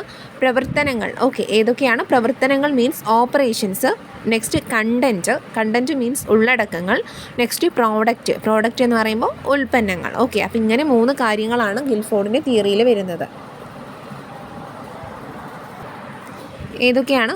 ഓപ്പറേഷൻസ് മീൻസ് പ്രവർത്തനങ്ങൾ, ഉള്ളടക്കം means content, okay, product means ഉൽപ്പന്നങ്ങൾ. ഓക്കെ, അപ്പോൾ അങ്ങനെയാണ് 3 കാര്യങ്ങളാണ് അദ്ദേഹം ഇതിൽ പറഞ്ഞിട്ടുള്ളത്, ഗിൽഫോർഡിൻ്റെ തിയറി ഓഫ് ഇൻ്റലിജൻസിൽ പറഞ്ഞിട്ടുള്ളത്. ഓക്കെ, പ്രവർത്തനങ്ങൾ മീൻസ് മാനസികപരമായിട്ടുള്ള പ്രവർത്തനങ്ങളാണ്. ഓക്കെ, മാനസിക പ്രക്രിയകളാണ് അതിലേറ്റവും കൂടുതൽ വരുന്നത്. ഉള്ളടക്കങ്ങൾ എന്ന് പറയുമ്പോൾ ചിന്തയുടെ മാധ്യമത്തെ കുറിച്ചിട്ടാണ് പറയുന്നത്. ഉൽപ്പന്നങ്ങൾ എന്ന് പറയുമ്പോൾ നാം ചിന്തയിലൂടെ അല്ലെങ്കിൽ പ്രവർത്തനങ്ങൾ വഴി ആവിഷ്കരിക്കുന്ന ആശയങ്ങളെ കുറിച്ചിട്ടാണ് ഉൽപ്പന്നങ്ങൾ എന്നുള്ളതിൽ പറയുന്നത്. ഓക്കെ, നെക്സ്റ്റ് തോണ്ടൈക്കിൻ്റെ ബഹുഘടക സിദ്ധാന്തം. Okay, 2 factor theory of intelligence ആരാണ് കൊണ്ടുവന്നത്? അത് തോണ്ടൈക്കാണ്. ബുദ്ധിശക്തി നിരവധി വ്യത്യസ്ത ഘടകങ്ങളുടെ സംയുക്തമാണ്. 2 ഫാക്ടർ അല്ല, ബഹുഘടക സിദ്ധാന്തമാണ്. മൾട്ടി ഫാക്ടർ തിയറിയാണ് തോണ്ടൈക്കിൻ്റെ തിയറി. ഓക്കെ, മൾട്ടി ഫാക്ടറാണ്. എല്ലാ ബുദ്ധിശക്തിക്കും ഒരേ സ്വഭാവമല്ല, ഒരേ വിശിഷ്ട ശേഷികൾ മറ്റൊന്നിൽ നിന്നും വ്യത്യസ്തം. ഓരോ വിശിഷ്ട ശേഷികളും എങ്ങനെയാണ്? മറ്റൊന്നിൽ നിന്നും വ്യത്യസ്തമാണ് എന്ന് വാദിച്ച വ്യക്തിയാണ് ആര്? നമ്മുടെ തോണ്ടൈക്ക്. അതുപോലെ തന്നെ അദ്ദേഹത്തിൻ്റെ തിയറി അനുസരിച്ച് വ്യക്തിക്ക് ഒരു മേഖലയിലുള്ള കഴിവ് വെച്ച് മറ്റു മേഖലയിലുള്ള അദ്ദേഹത്തിൻ്റെ കഴിവിനെ നിർണ്ണയിക്കാൻ നമുക്ക് സാധിക്കില്ല എന്ന് വാദിച്ച വ്യക്തി കൂടിയാണ്, നമുക്ക് പര്യാപ്തമല്ല എന്ന് വാദിച്ച വ്യക്തിയാണ് ആര്? തോണ്ടൈക്ക്. ഓക്കെ, ഗണിതത്തിൽ മിടുക്കനായ കുട്ടി ഫിസിക്സിൽ മിടുക്കനാകണമെന്നില്ല. ഓക്കെ, അങ്ങനെ ഒരു ആശയമാണ് ആര് മുന്നോട്ട് വെച്ചത്? നമ്മുടെ തോണ്ടൈക്ക് മുന്നോട്ട് വെച്ചത്. ഓക്കെ, അപ്പം ഇത്രയും കാര്യങ്ങളാണ് ബുദ്ധിയുമായി ബന്ധപ്പെട്ട് നമുക്ക് ഏറ്റവും ഇമ്പോർട്ടൻ്റ് ആയിട്ട് നമ്മുടെ എക്സാമിന് ഏറ്റവും കൂടുതൽ ചോദിച്ച് കണ്ടിട്ടുള്ളത്. ഓക്കെ, അപ്പം ഈ ഭാഗങ്ങൾ കൃത്യമായിട്ട് മനസ്സിലാക്കുക. ഈ ഒരു ഭാഗത്തു നിന്നും ചോദ്യങ്ങൾ വന്നാൽ ഇനിയും നിങ്ങൾ എന്ത് ചെയ്യുക? തെറ്റിക്കാതെ എഴുതാൻ ശ്രമിക്കുക. തീർച്ചയായിട്ടും ഈ ഒരു ഭാഗം നല്ല രൂപത്തിൽ പഠിച്ചു പോയി കഴിഞ്ഞാൽ തീർച്ചയായിട്ടും നിങ്ങൾക്ക് നല്ലൊരു മാർക്ക് സ്കോർ ചെയ്യാൻ സാധിക്കും. നെക്സ്റ്റ് ഇവിടെ ബുദ്ധിമാപനവുമായി ബന്ധപ്പെട്ട് അല്ലെങ്കിൽ ഇൻ്റലിജൻസ് ടെസ്റ്റിങ്ങുമായി ബന്ധപ്പെട്ട് കുറച്ച് കാര്യങ്ങൾ കൂടെ ഞാൻ പറയാം. ബുദ്ധിശക്തി അളക്കുന്നതിനുള്ള ആദ്യ ശ്രമം നടത്തിയത് ആരായിരുന്നു ചോദിച്ചാൽ അത് ആൽഫ്രഡ് ബിനേറ്റ് ആണ്. ഓക്കെ, ആൽഫ്രഡ് ബിനെയാണ് ആദ്യമായിട്ട് ഇൻ്റലിജൻസ് ടെസ്റ്റിംഗ് നടത്തുന്നതിനുള്ള ശ്രമങ്ങൾ നടത്തിയിട്ടുള്ളത്. ഓക്കെ, മെൻ്റലേജ് എന്ന കോൺസെപ്റ്റ് കൊണ്ടുവന്നത് ആരാണ്? അതും നമ്മുടെ ആൽഫ്രഡ് ബിനേറ്റ് ആണ്. ഓക്കെ, മെൻ്റലേജ് എന്ന കോൺസെപ്റ്റ് കൊണ്ടുവന്ന വ്യക്തി അല്ലെങ്കിൽ മാനസിക പ്രായം എന്ന കോൺസെപ്റ്റ് കൊണ്ടുവന്ന വ്യക്തിയും ആരാണെന്ന് ചോദിച്ചാൽ അത് നമ്മുടെ ആരാണ്? ആൽഫ്രഡ് ബിനേറ്റ് ആണ്. ഓക്കെ, IQ എന്ന ആശയം ആവിഷ്കരിച്ചത് ആരാണ്? അല്ലെങ്കിൽ intelligence quotient. Okay, intelligence quotient അഥവാ ബുദ്ധിമാപനം എന്ന ആശയം ആവിഷ്കരിച്ചത് ആരാണെന്ന് ചോദിച്ചാൽ അത് വില്യം സ്റ്റേൺ ആണ്. മുന്നേ എക്സാമിന് ചോദിച്ച് കണ്ടിട്ടുണ്ട്, മാറിപ്പോകരുത്.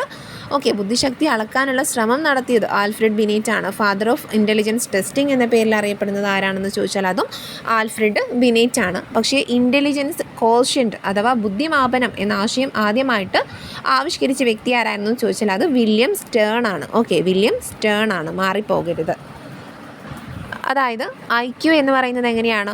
MA ഡിവൈഡഡ് ബൈ CA ആണ്. IQ എങ്ങനെയാണ് വരുന്നത്? MA ഡിവൈഡഡ് ബൈ CA ആണ്. എന്ത്? CA ഇൻറ്റു 100 ആണ് എന്ത് വരുന്നത്? നമ്മുടെ IQ വരുന്നത്. ഓക്കെ, അപ്പോൾ ഇങ്ങനെ ഒരു ഇക്വേഷൻ രൂപപ്പെടുത്തിയത് ആരാണെന്ന് ചോദിച്ചാൽ അത് വില്യം സ്റ്റേൺ ആണ്. ഓക്കെ, മാറിപ്പോകരുത്. അതുപോലെ ബുദ്ധിശക്തി അളക്കുന്നതിന് വേണ്ടിയിട്ട് കൊണ്ടുവന്നിട്ടുള്ള ആൽഫ്രഡ് ബിനെ കൊണ്ടുവന്നിട്ടുള്ള ഒരു ടെസ്റ്റാണ് എന്ത് പേരിൽ അറിയപ്പെടുന്നത്? ബിനെ സൈമൺ മാപകം. Okay, Binet Simon intelligence testing എന്ന പേരിൽ അറിയപ്പെടുന്ന ഒരു ടെസ്റ്റ്. അതെന്തിൻ്റെ ടെസ്റ്റാണ്? ഇൻ്റലിജൻസ് ടെസ്റ്റ് ചെയ്യാനുള്ള ഒന്നാണ്. ഓക്കെ, അപ്പോൾ ഇവിടെ നമ്മൾ പറഞ്ഞു IQ is equal to MA divided by CA into 100 ആണ്. ഓക്കെ, അപ്പം IQ എന്നാൽ എന്താണ്? മാനസിക പ്രായത്തിൻ്റെയും ശാരീരിക പ്രായത്തിൻ്റെയും അംശബന്ധത്തെ ശതമാന രൂപത്തിൽ കാണിക്കുന്ന ഒന്നാണ് ഈ ഒരു IQ. അങ്ങനെയാണ് ഇത് കണ്ടുപിടിക്കുന്നത്. ഒരുപാട് ക്വസ്റ്റ്യൻസ് വന്ന് കണ്ടിട്ടുണ്ട് ഈ ഒരു മേഖലയിൽ നിന്നും. അതായത് ഒരു കുട്ടിയുടെ പേര് തന്നിട്ട് പറയും ഇന്ന കുട്ടി മാനസിക വയസ്സ് 11 അല്ലെങ്കിൽ കുട്ടിയുടെ ക്രോണോളജിക്കൽ ഏജ് 10. ഇങ്ങനെയായാൽ ആ കുട്ടിയുടെ IQ എങ്ങനെയാണ് വരുന്നത്? ഓക്കെ, നമുക്കറിയാം എങ്ങനെയാണ്? MA ഡിവൈഡഡ് ബൈ CA ആണ്. അപ്പോൾ 11/10 ഇൻറ്റു 100 എന്ന് നമ്മൾ എങ്ങനെ ചെയ്യും? അതായത് 11 ഡിവൈഡഡ് ബൈ 10 ഇൻറ്റു 100 നമ്മൾ ചെയ്യും. ഓക്കെ, അപ്പോൾ നമുക്ക് എങ്ങനെ കിട്ടും?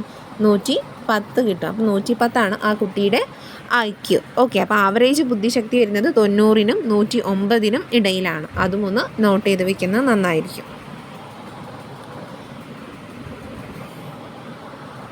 അതുപോലെ മറ്റൊരു ചോദ്യം ചോദിച്ച് കണ്ടിട്ടുണ്ടായിരുന്നു. ഒരു കുട്ടിയുടെ MAയും CAയും ക്രോണോളജിക്കൽ ഏജും മെൻ്റൽ ഏജും ഒന്നാണെങ്കിൽ, അതായത് 1 എന്ന് പറയുമ്പം സെയിം ആണെങ്കിൽ ആ കുട്ടിയുടെ ഇൻ്റലിജൻസ് ഏത് ഇതിലാണ് വരുന്നത്? അപ്പോൾ നമുക്ക് പറയാം അതേതാണ്? ആവറേജ് ആയിരിക്കും. ഓക്കെ, 100 ആയിരിക്കും വരുന്നത്. ഓക്കെ, അപ്പം അങ്ങനെയാണ് 100 ആ കുട്ടിയുടെ ഇൻ്റലിജൻസ് എന്ന് നമുക്ക് പറയാൻ സാധിക്കും. സോ നെക്സ്റ്റ് പ്രധാനപ്പെട്ട ഇൻ്റലിജൻസ് ടെസ്റ്റുകളെ കുറിച്ചിട്ടാണ് നമ്മൾ പറയുന്നത്. ഇൻ്റലിജൻസ് ടെസ്റ്റിന് നമുക്ക് ഇൻഡിവിജ്വലൈസ്ഡ് ടെസ്റ്റ്, ഗ്രൂപ്പ് ടെസ്റ്റ്, അതുപോലെ മാധ്യമത്തിൻ്റെ അടിസ്ഥാനത്തിലുള്ള ടെസ്റ്റ്, അതുപോലെ ഭാഷാപരമായിട്ടുള്ള വെർബലായിട്ടുള്ള ടെസ്റ്റ്, അങ്ങനെ പല രൂപത്തിലും നമ്മൾ പെർഫോമൻസ് ബേസ്ഡ് ഇൻ്റലിജൻസ് ടെസ്റ്റ്, അങ്ങനെ പല രൂപത്തിലും ഈ ടെസ്റ്റിനെ ക്ലാസിഫൈ ചെയ്യുന്നുണ്ട്. വ്യക്തിശോധകങ്ങൾ അഥവാ ഇൻഡിവിജ്വലൈസ്ഡ് ടെസ്റ്റിൽ നമുക്ക് ഉൾപ്പെടുത്താൻ സാധിക്കുന്നത് സ്റ്റാൻഫോർഡ് ബിനെ ടെസ്റ്റാണ്. സ്റ്റാൻഫോർഡ് ബിനെ ടെസ്റ്റ് ഒരു ഇൻഡിവിജ്വലൈസ്ഡ് ടെസ്റ്റാണ്. വെഷ്ലർ ബെല്ലവ്യൂ ടെസ്റ്റും ഒരു ഇൻഡിവിജ്വലൈസ്ഡ് ടെസ്റ്റാണ്. ഓക്കെ, അപ്പം ഇൻഡിവിജ്വലൈസ്ഡ് ടെസ്റ്റിൽ വരുന്നത് സ്റ്റാൻഫോർഡ് ബിനെ ടെസ്റ്റും വെഷ്ലർ ബെല്ലവ്യൂ ടെസ്റ്റുമാണ്.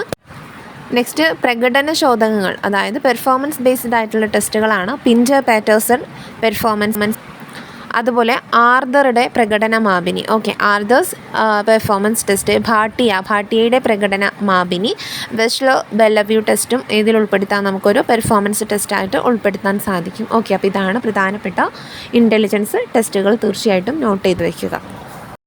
നെക്സ്റ്റ് ക്വസ്റ്റ്യൻ നോക്കൂ. ഡാഷ് വിലയിരുത്തലിന് തീമാറ്റിക് അപ്പർസെപ്ഷൻ ടെസ്റ്റ് അഥവാ ടാറ്റ് ഉപയോഗിക്കുന്നു. Thematic apperception test is used for assessing ഓർമ്മ, മെമ്മറി, വ്യക്തിത്വം, പേഴ്സണാലിറ്റി, C ബുദ്ധി അഥവാ ഇൻ്റലിജൻസ്, ഓപ്ഷൻ D അഭിക്ഷമത അഥവാ ആപ്റ്റിറ്റ്യൂഡ്. അപ്പോൾ ഏതളക്കാനാണ് നമ്മൾ എന്ത് യൂസ് ചെയ്യുന്നത്? ടാറ്റ് അഥവാ തീമാറ്റിക് അപ്പർസെപ്ഷൻ ടെസ്റ്റ് യൂസ് ചെയ്യുന്നത് എന്നാണ് ചോദിച്ചിട്ടുള്ളത്. കറക്റ്റ് ഓപ്ഷൻ ഏതാണ്? ഓപ്ഷൻ B ആണല്ലേ. വ്യക്തിത്വം അളക്കാനാണ്, പേഴ്സണാലിറ്റി അളക്കാനാണ് നമ്മൾ എന്ത് യൂസ് ചെയ്യുന്നത്? ഈ ഒരു ടാറ്റ് യൂസ് ചെയ്യുന്നത്. ഓക്കെ, അപ്പോൾ പേഴ്സണാലിറ്റി അളക്കുന്നതുമായി ബന്ധപ്പെട്ടുള്ള കുറച്ച് കാര്യങ്ങൾ നമുക്ക് എന്ത് ചെയ്യാം, ഇവിടെ ഡിസ്കസ് ചെയ്യാം. അപ്പോൾ ഈ പേഴ്സണാലിറ്റി അളക്കുന്നതിന് വേണ്ടിയിട്ട് നമ്മൾ യൂസ് ചെയ്യുന്ന തന്ത്രങ്ങളാണ്. ഫസ്റ്റ് വൺ ക്വസ്റ്റ്യനെയർ ആണ്. ക്വസ്റ്റ്യനെയർ യൂസ് ചെയ്യാറുണ്ട്. കുറേ ചോദ്യങ്ങൾ കൊടുത്തിട്ട് അതിന് ആൻസർ ചെയ്യുന്ന രൂപത്തിൽ ഒരു ചോദ്യാവലി കൊടുത്തിട്ട് നമ്മൾ പേഴ്സണാലിറ്റി അളക്കാൻ ശ്രമിക്കാറുണ്ട്. മറ്റ് ഒരു ടൂൾ എന്ന് പറയുന്നത് ഇൻവെൻറ്ററികളാണ്. ഓക്കെ, ഇൻവെൻറ്ററീസ് നമ്മൾ യൂസ് ചെയ്തിട്ട് എന്ത് നടത്താറുണ്ട്? ഈ ഒരു വ്യക്തിത്വ മാപനം അല്ലെങ്കിൽ ഈ പേഴ്സണാലിറ്റി അളക്കാറുണ്ട്. പേഴ്സണാലിറ്റി അളക്കുന്നതിന് വേണ്ടിയിട്ട് യൂസ് ചെയ്യുന്ന ഒന്നാണ് ഇത് വ്യക്തിത്വ മാപനം ഇൻവെൻട്രീസ് എന്ന് പറയുന്നത്. ഇത് ഒരു തരത്തിൽ ക്വസ്റ്റ്നെയർ പോലെ തന്നെയാണ്, പക്ഷേ ക്വസ്റ്റ്നെയറുമായിട്ട് സമാനതകളുണ്ടെങ്കിലും ചില വ്യത്യാസങ്ങൾ ഏതിനുണ്ട്, ഇൻവെൻറ്ററീസിനുണ്ട്. ഓക്കെ, അപ്പോൾ ഇൻവെൻറ്ററി എന്താണ്? ഒന്നാമത് നമ്മുടെ ക്വസ്റ്റ്യനർ എന്ന് പറയുന്നത് ഏത് തരത്തിലുള്ള വിവരങ്ങളും ശേഖരിക്കാൻ പൊതുവായി ഉപയോഗിക്കുന്ന ഉപകരണമാണ് ഇത് ക്വസ്റ്റ്യനെയർ എന്ന് പറയുന്നത്. ഏത് തരത്തിലുള്ള വിവരങ്ങൾക്ക് വേണ്ടിയിട്ടും നമുക്ക് ക്വസ്റ്റ്യനേഴ്സ് തയ്യാറാക്കാം. അതേസമയം ഇൻവെൻറ്ററി വ്യക്തിയെ പറ്റിയും അയാളുടെ വ്യക്തിത്വ സവിശേഷതയെ പറ്റിയും അന്വേഷിക്കുന്ന ഉപകരണമാണ് എന്നുള്ളതാണ്. ഓക്കെ, ആ ഒരു വ്യക്തിയെക്കുറിച്ചും ഇൻഡിവിജ്വലിനെ കുറിച്ചും അദ്ദേഹത്തിൻ്റെ ഇൻഡിവിജ്വാലിറ്റിയുടെ സവിശേഷതകളുമാണ് അവിടെ ഇൻവെൻറ്ററിയിൽ നമ്മൾ അന്വേഷിക്കുന്നത്. ഓക്കെ, അതുപോലെ ചോദ്യാവലി എന്ന് പറയുമ്പോൾ എന്താണ്, ക്വസ്റ്റ്യനെയറിൽ എങ്ങനെയാണ് കാര്യങ്ങൾ, ഈ റിസർച്ച് ചെയ്യുന്ന ആൾ ഈ നമ്മുടെ മുന്നിലിരിക്കുന്ന ആളോട് നമ്മൾ എങ്ങനെയാണ് കണക്കാക്കുന്നത്, രണ്ടാം വ്യക്തിയായിട്ട് കണ്ടാണ് അയാളോട് ചോദ്യങ്ങൾ സങ്കല്പിക്കുന്നത് അല്ലെങ്കിൽ ചോദ്യങ്ങൾ ചോദിച്ചു തുടങ്ങുന്നത്. ഇൻവെൻറ്ററിയിൽ എങ്ങനെയാണ്, അയാൾ തന്നെ സ്വയം ചോദിക്കുന്നതായിട്ട് സങ്കല്പിച്ചിട്ടുള്ള ചോദ്യങ്ങളാണ് എവിടെ ഇൻവെൻറ്ററിയിൽ കാണാൻ സാധിക്കുന്നത്. ഓക്കെ, നെക്സ്റ്റ് ഒന്ന് ഏതാണ്, MMPI എപ്പോഴും എക്സാമിന് ചോദിക്കാറുണ്ട്. MMPI എന്താണ്? MMPIയുടെ ഫുൾ ഫോം എന്താണ്? Minnesota multiphasic personality inventory. Minnesota multiphasic personality inventory. Okay, അപ്പം ഇതാണ് ഏറ്റവും പ്രസിദ്ധമായിട്ടുള്ള ഒരു വ്യക്തിത്വ ഇൻവെൻട്രി ആയിട്ട് നമ്മൾ പറയുന്നത് ഏതാണ്? MMPI ആണ്, Minnesota multiphasic personality inventory. Okay, MMPI okay, ഒരു പേഴ്സണാലിറ്റി ഇൻവെൻട്രിയാണ്. മറ്റൊരു പേഴ്സണാലിറ്റി ഇൻവെൻട്രി ഐസെങ്കിൻ്റേതാണ്. Eysenck personality inventory, EPI, Eysenck personality inventory. ഇനി ഏറ്റവും പ്രധാനപ്പെട്ടത് പ്രൊജക്റ്റീവ് ടെക്നിക്കുകളാണ്. നമ്മൾ യൂസ് ചെയ്യുന്ന പ്രൊജക്റ്റീവ് ടെക്നിക്ക്, വ്യക്തിത്വങ്ങൾ അളക്കാൻ വേണ്ടിയിട്ട് നമ്മൾ യൂസ് ചെയ്യുന്നതാണ് ഇത് പ്രൊജക്റ്റീവ് ടെക്നിക്ക്. ഓക്കെ, അതിൽ ഏറ്റവും പ്രധാനപ്പെട്ടത് Rorschach ink blot test. Rorschach ink blot test ആരാണ് റോഷാക്ക് ഇങ്ക് ബ്ലോട്ട് ടെസ്റ്റ് കൊണ്ടുവന്നത്?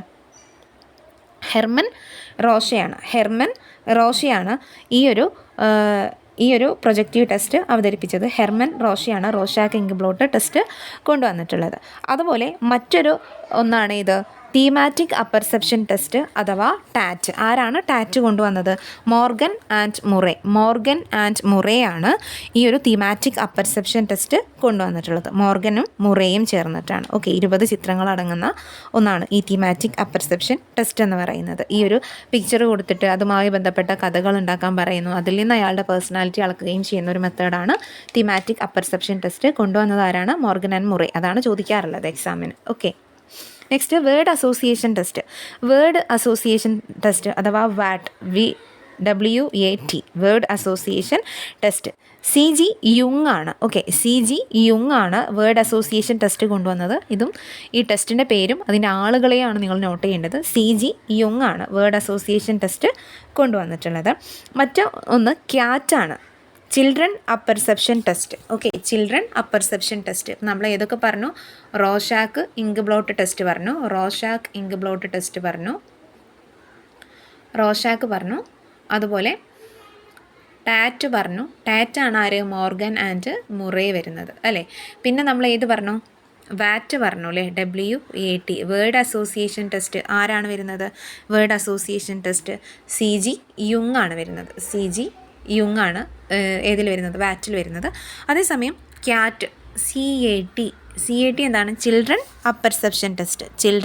അപ്പർസെപ്ഷൻ ടെസ്റ്റ് കൊണ്ടുവന്നത് ലിയോപോൾഡ് ബെല്ലാക്കാണ്. ആരാണ്? ബെല്ലാക്കാണ് കേട്ടോ. ഇത് മുന്നേ എക്സാമിന് ചോദിച്ചതാണ് ഇതൊക്കെ. ബെല്ലാക്കാണ്. Okay, Leopold ബെല്ലാക്കാണ് children apperception test കൊണ്ടുവന്നത്. അപ്പോൾ ഇതെല്ലാം എന്തിൻ്റെ ടെസ്റ്റുകളാണ്? പേഴ്സണാലിറ്റി അളക്കാൻ ഉപയോഗിക്കുന്ന ടെസ്റ്റുകളാണ്. ഓക്കെ, നന്നായിട്ട് പഠിക്കണേ. ഈ ഒരു ഭാഗത്തു നിന്ന് എന്തായാലും നമുക്ക് 1-2 ചോദ്യങ്ങൾ പ്രതീക്ഷിക്കാം. നോക്കൂ, അക്കോർഡിംഗ് ടു പിയാഷെ, children develop abstract and logical thinking ability during option A sensory motor stage, option B pre operational stage, option C concrete operational stage, option D formal operational stage. പിയാഷെയുടെ അഭിപ്രായത്തിൽ abstract and logical thinking ability കുട്ടികൾ develop ചെയ്യുന്നത് ഏത് പീരീഡിലാണ് എന്നാണ് ചോദിച്ചിട്ടുള്ളത്. പീരീഡിലാണ് ഇവിടെ കറക്റ്റ് ഓപ്ഷൻ വരുന്നത് ഓപ്ഷൻ ഏതാണ്? ഫോർമൽ ഓപ്പറേഷണൽ സ്റ്റേജ് അഥവാ ഓപ്ഷൻ ഡി ആണ്. പിയാഷെയുടെ സ്റ്റേജ് 4 സ്റ്റേജാണുള്ളത്. Sensory motor, pre operational, concrete operational and formal operational stage. ഈ ലാസ്റ്റ് സ്റ്റേജിലാണ് കുട്ടികൾ abstract and logical thinking develop ചെയ്യുന്നത്. ഓക്കെ, അബ്സ്ട്രാക്റ്റ് എന്ന് പറയുമ്പോൾ അവരുടെ കണ്ണിൽ കാണാത്തൊരു വസ്തുവിനെ കുറിച്ച് പോലും അവരുടെ മുന്നിൽ ഇല്ലാത്തൊരു വസ്തുവിനെ കുറിച്ച് പോലും ചിന്തിക്കാനുള്ള കഴിവ് കുട്ടികൾക്ക് ഉണ്ടാകുന്നു എന്നുള്ളതാണ്. ഓക്കെ, അപ്പോൾ കറക്റ്റ് ഓപ്ഷൻ വരുന്നത് ഓപ്ഷൻ ഡി ആണ്. ഫോർമൽ ഓപ്പറേഷണൽ സ്റ്റേജ് ആണ്. പിയാഷെയുടെ 4 സ്റ്റേജും ആ ഓരോ പീരീഡിലും വരുന്ന എല്ലാ ക്യാരക്ടറിസ്റ്റിക്സും പഠിച്ചു പോവുക. അത് എല്ലാ എക്സാമിനും ചോദിക്കാറുണ്ട്. ഓക്കെ, പിയാഷെയുടെ വീഡിയോ ഡീറ്റെയിൽ ആയിട്ട് നമ്മൾ ഓൾറെഡി ചെയ്തിട്ടുണ്ട്. നമ്മുടെ എല്ലാ റിവിഷൻ വീഡിയോസിലും പിയാഷെയെ കുറിച്ചിട്ടുള്ള കണ്ടന്റുകൾ ഉൾപ്പെടുത്തിയിട്ടുണ്ട്. ആവശ്യമുള്ളവർ അതൊന്ന് പോയി കാണുക. നെക്സ്റ്റ്, സിഗ്മണ്ട് ഫ്രോയിഡിൻ്റെ സിദ്ധാന്തമായ മനസ്സിൻ്റെ ഘടനാ സങ്കല്പങ്ങളിൽ സൂപ്പർ ഈഗോ ഏത് തത്വത്തിൻ്റെ അടിസ്ഥാനത്തിലാണ് പ്രവർത്തിക്കുന്നത്? According to Sigmund Freud's theory of structure of mind, super ego works as per which principle?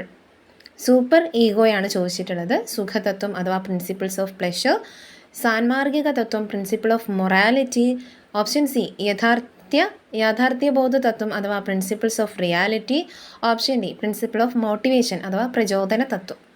ഏതാണ് സിഗ്മണ്ട് ഫ്രോയിഡിൻ്റെ അഭിപ്രായത്തിൽ സൂപ്പർ ഈഗോ പ്രവർത്തിക്കുന്നത് ഏത് പ്രിൻസിപ്പിളാണ്? കറക്റ്റ് ഓപ്ഷനായിട്ട് വരുന്നത് ഓപ്ഷൻ ബി ആണ് അല്ലേ? Option B principle of morality ആണ്. എന്താണ് സൂപ്പർ ഈഗോ എന്ന് പറയുന്നത്? ഒരു മൊറാലിറ്റി ബേസ്ഡ് ആയിട്ടുള്ള കാര്യമാണ്. ഇവിടെ മൊറാലിറ്റി പ്രിൻസിപ്പിളാണ് കറക്റ്റ് ഓപ്ഷൻ ആയിട്ട് വരുന്നത്. സൂപ്പർ ഈഗോ മൊറാലിറ്റി ആണ് അല്ലേ? അതേസമയം പ്രിൻസിപ്പിൾസ് ഓഫ് റിയാലിറ്റി ഏതാണ് വരുന്നത്? പ്രിൻസിപ്പിൾസ് ഓഫ് റിയാലിറ്റി എന്ന് പറയുന്നത് ഏതാണ്? ഈഗോയാണ്. ഓക്കെ, ഈഗോ തത്വമാണ് പ്രിൻസിപ്പിൾ ഓഫ് റിയാലിറ്റിയുമായിട്ട് ബന്ധപ്പെട്ട് വരുന്നത്. അതേസമയം പ്രിൻസിപ്പിൾ ഓഫ് പ്ലഷർ ഏതാണ്? പ്ലഷർ ഇതാണ്. ഓക്കെ, പ്രിൻസിപ്പിൾ ഓഫ് പ്ലഷർ എന്നറിയപ്പെടുന്നത് ഇതാണ്. നെക്സ്റ്റ് ചോദ്യത്തിലോട്ട് പോകാം. സ്ത്രീകൾ പൊതുവെ ശാരീരിക ക്ഷമത കുറഞ്ഞവരാണ്. ഈ പ്രസ്താവന എന്തിനെ സൂചിപ്പിക്കുന്നു? In general, ladies are physically weak. The statement denotes ലിംഗവിവേചനം, ജെൻഡർ ഡിസ്ക്രിമിനേഷൻ, ലിംഗഭേദം, ജെൻഡർ റോൾ. ഓപ്ഷൻ സി ലിംഗസ്ഥിര രൂപം അഥവാ gender stereotype. Option D ലിംഗസമത്വം അഥവാ ജെൻഡർ ഈക്വാളിറ്റി. എന്താണ് സ്ത്രീകൾ പൊതുവെ ശാരീരിക ക്ഷമത കുറഞ്ഞവരാണ് എന്ന് പറയുന്നത് എന്തിൻ്റെ ബേസിലാണ്? അത് ലിംഗവിവേചനമാണോ, ലിംഗഭേദമാണോ, ഏതാണ്? അല്ലെങ്കിൽ ജെൻഡർ സ്റ്റീരിയോ ടൈപ്പ് ആണോ? കറക്റ്റ് ഓപ്ഷൻ സി ആണ് കേട്ടോ. ഇത് ജെൻഡർ സ്റ്റീരിയോ ടൈപ്പ് ആണ്. ഓക്കെ, ഇതിനെയാണ് നമ്മൾ ജെൻഡർ സ്റ്റീരിയോ ടൈപ്പ് എന്ന് പറയുന്നത്. സ്ത്രീകളെക്കുറിച്ചും അല്ലെങ്കിൽ പുരുഷന്മാരെക്കുറിച്ചും പൊതുവേ നമ്മൾ ചില മുൻവിധികളൊക്കെ പഠിച്ചു വെച്ചിട്ടുണ്ട് അല്ലേ? അതിനെയാണ് നമ്മൾ ജെൻഡർ സ്റ്റീരിയോ ടൈപ്പ് എന്ന് പറയുന്നത്. സോ സ്ത്രീകൾ പൊതുവേ ശാരീരിക ക്ഷമത കുറഞ്ഞവരാണ് എന്ന് പറയുന്നത് എന്താണ്? അവിടെ ജെൻഡർ ഡിസ്ക്രിമിനേഷൻ അല്ല, മറിച്ച് ജെൻഡർ സ്റ്റീരിയോ ടൈപ്പാണ് ആ ഒരു സ്റ്റേറ്റ്മെൻറ്റ്. നെക്സ്റ്റ്, 1ാം ക്ലാസ്സിൽ പഠിക്കുന്ന അഭിജിത്ത് അധ്യാപികയുടെ പാട്ട് കേട്ട് കരച്ചിൽ പെട്ടെന്ന് നിർത്തുകയും സന്തോഷം പ്രകടിപ്പിക്കുകയും ചെയ്തു. ശിശുവികാരങ്ങളുടെ ഏത് സവിശേഷതയാണ് ഇവിടെ പ്രകടമാകുന്നത്? Intense, frequent, transitory, emotional, detectability. Options നോക്കൂ. ഇൻറ്റൻസ് അഥവാ തീവ്രത, ഫ്രീക്വൻറ്റ് ചഞ്ചലത, ട്രാൻസിറ്ററി സംക്ഷിപ്തത, ഇമോഷണൽ ഡിറ്റക്റ്റബിലിറ്റി വൈകാരിക ദൃശ്യത. ഇവിടെ കറക്റ്റ് ഓപ്ഷനായിട്ട് വരുന്നത് ഏതാണ്? ഓപ്ഷൻ ബി ആണ്, അഥവാ ചഞ്ചലത അഥവാ ഫ്രീക്വൻറ്റ് എന്നുള്ളതാണ്. ഒരു കുട്ടി എന്താണ് ചെയ്യുന്നത്? അധ്യാപികയുടെ പാട്ട് കേട്ട ഉടനെ കരച്ചിൽ നിർത്തുകയും സന്തോഷം പ്രകടിപ്പിക്കുകയും ചെയ്യുന്നു. കുട്ടികളുടെ ബിഹേവിയർ എന്താണ്? അങ്ങനെയാണ്, എപ്പോഴും ചേഞ്ചബിൾ. അതായത് ഇപ്പോൾ കരഞ്ഞുകൊണ്ടിരിക്കുന്ന കുട്ടി പെട്ടെന്ന് തന്നെ വേറെ എന്തെങ്കിലും കാണുമ്പോൾ അവൻ ചിരിക്കും. അപ്പോൾ അതാണ് കുട്ടികളുടെ ബിഹേവിയറിൻ്റെ ഒരു സവിശേഷതയായിട്ട് പറയുന്നത്. അതാണ് ചഞ്ചലത അഥവാ ഫ്രീക്വൻറ്റ് എന്നുള്ളതുകൊണ്ട് ഉദ്ദേശിക്കുന്നത്. നെക്സ്റ്റ് ചോദ്യം നോക്കൂ. ആരുടെ പേരാണ് നേട്ട അഭിപ്രേരണയുമായി ബന്ധമുള്ളത്? Whose name is associated with achievement motivation? Option A McClelland, option B Guilford, option C Gardner, option D Skinner. ആരാണ് അച്ചീവ്മെൻറ്റ് മോട്ടിവേഷനുമായി ബന്ധപ്പെട്ട് നിൽക്കുന്നത്? അത് കറക്റ്റ് ഓപ്ഷൻ എ ആണ്, മക്ലെലൻഡ് ആണ്. ഓപ്ഷൻ എ മക്ലെലൻഡ് ആണ് കറക്റ്റ്. ഓക്കെ, അച്ചീവ്മെൻറ്റ് മോട്ടിവേഷൻ എന്ന തിയറിയൊക്കെ കൊണ്ടുവന്നത് ആരാണ്? മക്ലെലൻഡ് ആണ്. നെക്സ്റ്റ്, താഴെ പറയുന്നവരിൽ ആരാണ് അഭിപ്രേരണ സിദ്ധാന്തം ഉന്നയിച്ചത്? Who among the following advanced a theory of motivation? Jerome Bruner, Kohlberg, Sternberg, Abraham Maslow. Correct option D Abraham മാസ്ലോയാണ് അല്ലേ. അബ്രഹാം മാസ്ലോയാണ് അഭിപ്രേരണ സിദ്ധാന്തം അല്ലെങ്കിൽ തിയറി ഓഫ് മോട്ടിവേഷൻ ഒരു ഹൈറാർക്കി തിയറിയൊക്കെ കൊണ്ടുവന്നത് ആരാണ്? അബ്രഹാം മാസ്ലോയാണ് അല്ലേ. അതായത് ഈ ഒരു മോട്ടിവേഷനുമായി ബന്ധപ്പെട്ടൊക്കെ ഒരു ഹൈറാർക്കി ഓഫ് നീഡ്സ് നമ്മൾ പഠിച്ചിട്ടുണ്ട്. ആ 5 സ്റ്റേജുകളായിട്ടൊക്കെ പറയുന്നത് അത് കൃത്യമായിട്ടും പഠിക്കുക. എല്ലാ എക്സാമിനും ചോദിക്കാറുണ്ട്, അതിൻ്റെ ഓർഡറൊക്കെ ചോദിക്കാറുണ്ട്. നെക്സ്റ്റ് ബ്രിഡ്ജസ് ചാർട്ട് ചിത്രീകരിക്കുന്നത് കുട്ടികളിലെ വൈജ്ഞാനിക വികാസം, കുട്ടികളിലെ ധാർമ്മിക വികാസം, കുട്ടികളിലെ വൈകാരിക വികാസം, കുട്ടികളിലെ ശാരീരിക വികാസം. ആദ്യം പറഞ്ഞത് വൈജ്ഞാനിക വികാസമാണ്. Cognitive development, moral development, emotional development, physical development. Bridges chart കൊണ്ടുവന്നത് ആരാണ്? കാതറിൻ ബ്രിഡ്ജസ് ആണ് അല്ലേ. കാതറിൻ ബ്രിഡ്ജസ് കൊണ്ടുവന്ന ചാർട്ട് ഏതുമായി ബന്ധപ്പെട്ടതാണ്? കുട്ടികളിലെ വൈകാരിക വികാസവുമായി ബന്ധപ്പെട്ടതാണ്. ചില പ്രത്യേകതകളാണ് ചുവടെ നൽകിയിരിക്കുന്നത്. ആകാംക്ഷാഭരിതനുമാണ്, നിരവധി ചോദ്യങ്ങളും ചോദിക്കുന്നു. അവന് അല്ലെങ്കിൽ അവൾക്ക് സ്വന്തമായ ആശയങ്ങളുണ്ട്. വാക് സമ്പത്ത് കൂടുതലും മുതിർന്ന ആൾക്കാരെ പോലെ സംഭാഷണവുമാണ്. ഓക്കെ, അപ്പം ഏത് ഗണത്തിലാണ് ഈ കുട്ടിയെ ഉൾപ്പെടുത്താനാകുന്നത്? Curious and ask many questions, has his her own ideas, has enough vocabulary and converse like grows up, മുതിർന്നവരെ പോലെ സംസാരിക്കുന്നു. ഈ കുട്ടി ഏതിലാണ് വരുന്നത്? Hyperactive, gifted child, slow learner, normal child. ഏതാണ് കറക്റ്റ് ഓപ്ഷൻ വരുന്നത്? ഓപ്ഷൻ ബി ആണ് അല്ലേ. ഗിഫ്റ്റഡ് ചൈൽഡാണ്. ഗിഫ്റ്റഡ് ചൈൽഡിൻ്റെ സവിശേഷതകളാണ് ഈ നമ്മൾ ഇപ്പോൾ പറഞ്ഞത് മുഴുവൻ. ക്യൂരിയസ് ആണ്, ആസ്ക് മെനി ക്വസ്റ്റ്യൻസ്, മുതിർന്നവരെ പോലെ പെരുമാറുന്നതും അവരുടേതായിട്ടുള്ള ചില ഐഡിയാസൊക്കെ അവർക്കുണ്ടാകും. ഇവരെയാണ് നമ്മൾ ഗിഫ്റ്റഡ് ചൈൽഡ് എന്ന് വിളിക്കുന്നത്. ഇവിടെ ഹൈപ്പർ ആക്റ്റീവ് ചൈൽഡ് എന്താണ്, സ്ലോ ലേണർ എന്താണ്, നോർമൽ ചൈൽഡ് എന്താണ് എന്നുള്ളതൊക്കെ നിങ്ങൾ മനസ്സിലാക്കി വെക്കണം. സ്ലോ ലേണറുമായി ബന്ധപ്പെട്ടും അണ്ടർ അച്ചീവറുമായി ബന്ധപ്പെട്ടൊക്കെ ചോദ്യങ്ങൾ വരാറുണ്ട്. മുന്നേ ചോദിച്ചത് അണ്ടർ അച്ചീവർ ഇൻ്റലിജൻസുമായി ബന്ധപ്പെടുത്തിയൊരു ചോദ്യം വന്നിട്ടുണ്ടായിരുന്നു. അപ്പോൾ അവർ ഇൻ്റലിജൻസ് കുറഞ്ഞവരാണ് എന്നുള്ള സ്റ്റേറ്റ്മെൻ്റ് ആയിരുന്നു ആ ചോദ്യത്തിൽ കൊടുത്തത്. ആ ഒരു ഓപ്ഷൻ തെറ്റാണല്ലേ. ഇൻ്റലിജൻസ് കുറഞ്ഞവരല്ല, അവരുടെ ഏജിലുള്ള മറ്റുള്ളവരുമായിട്ട് കമ്പയർ ചെയ്യുമ്പോൾ അതേ ഒരു ലെവലിൽ എത്താൻ പറ്റാത്ത, നമ്മളെ എക്സ്പെക്റ്റഡ് ലെവലിൽ എത്താൻ പറ്റാത്ത കുട്ടികളെയാണ് നമ്മൾ എന്ത് വിളിക്കുന്നത്? അണ്ടർ അച്ചീവേഴ്സ് എന്ന് വിളിക്കുന്നത്. ഓക്കെ, അപ്പോൾ അതൊക്കെ ഒന്ന് നോക്കിയിട്ട് പോകുന്നത് നന്നായിരിക്കും. നെക്സ്റ്റ്, വളർച്ചയുടെ തോത് ശൈശവത്തിൽ വളരെ കൂടുതലായും കൗമാരഘട്ടത്തിൽ വളർച്ചയിൽ ചാട്ടവും കണ്ടുവരുന്നു. ഈ വസ്തുത ഏത് വികാസ തത്വവുമായി ബന്ധപ്പെട്ടിരിക്കുന്നു? Rate of growth is very high at infancy. ഇൻഫാൻസിയിൽ ഗ്രോത്ത് ഓഫ് റേറ്റ് എന്ന് പറയുന്നത് വെരി ഹൈ ആണ്. And shows a jump at teenage. Which principle of development is related to this fact? Development is continuous, development is directional, development is not linear but spiral, development is the product of heredity and environment. Development is not linear but spiral, development is the product of heredity and environment. ഇവിടെ ഏതാണ് correct ആയിട്ട് വരുന്നത്? Correct option ഏതാണ് വരുന്നത്? വികാസം രേഖീയമല്ല. Option C ആണ് correct. വികാസം രേഖീയമല്ല, മറിച്ച് ചാക്രികമാണ്. Development is not linear but spiral എന്നുള്ളതാണ് ഇവിടെ കറക്റ്റ് ഓപ്ഷൻ ആയിട്ട് വരുന്നത്. അപ്പോൾ ഇവിടെ ചോദിച്ചത് ഡെവലപ്മെൻറ്റിൻ്റെ പ്രിൻസിപ്പിളാണ്. ഡെവലപ്മെൻറ്റിൻ്റെ നിരവധി പ്രിൻസിപ്പിൾസ് ഉണ്ട്. പ്രിൻസിപ്പിൾ ഓഫ് ഇൻഡിവിജ്വൽ ഡിഫറൻസ് ഉണ്ട്. ഓരോരിലും വളർച്ച എന്ന് പറയുന്നത്, ഡെവലപ്മെൻറ്റ് എന്ന് പറയുന്നത് എങ്ങനെയാണ്? വ്യത്യസ്തമാണല്ലേ ഗ്രോത്ത് ആൻഡ് ഡെവലപ്മെൻറ്റ്. അപ്പോൾ അതൊക്കെ കൃത്യമായിട്ട് പഠിച്ചു വയ്ക്കുക. ഈ ഡെവലപ്മെൻറ്റിൽ നിന്ന് ചോദ്യങ്ങൾ വരാറുണ്ട്. നെക്സ്റ്റ്, ലോകാരോഗ്യ സംഘടന WHO നിർദ്ദേശിക്കുന്ന ജീവിത നൈപുണ്യങ്ങളിൽ ഉൾപ്പെടാത്തത് ഏത്? Which of the following is not a life skill among those suggested by WHO? സ്വയം അറിയുക അഥവാ സെൽഫ് അവെയർനെസ്, ക്രിയാത്മക ചിന്ത അഥവാ ക്രിയേറ്റീവ് തിങ്കിങ്, ദമനം അഥവാ റിപ്രഷൻ. ഓപ്ഷൻ ഡി അനുതാപം അഥവാ എംപതി. ലോകാരോഗ്യ സംഘടനയുടെ ലൈഫ് സ്കില്ലിൽ പെടാത്തതാണ് ചോദിച്ചിട്ടുള്ളത്. കറക്റ്റ് ഓപ്ഷൻ ഏതാണ് വരുന്നത്? ഓപ്ഷൻ സി ആണ് കറക്റ്റ് അല്ലേ. ദമനം എന്നുള്ളത് ലൈഫ് സ്കില്ലിൽ പെടുന്നതല്ല. Self awareness, creative thinking, empathy, ഇവ മൂന്നും ഏതിൽ വരുന്നതാണ്? WHO ഏതിൽ വരുന്നുണ്ട്?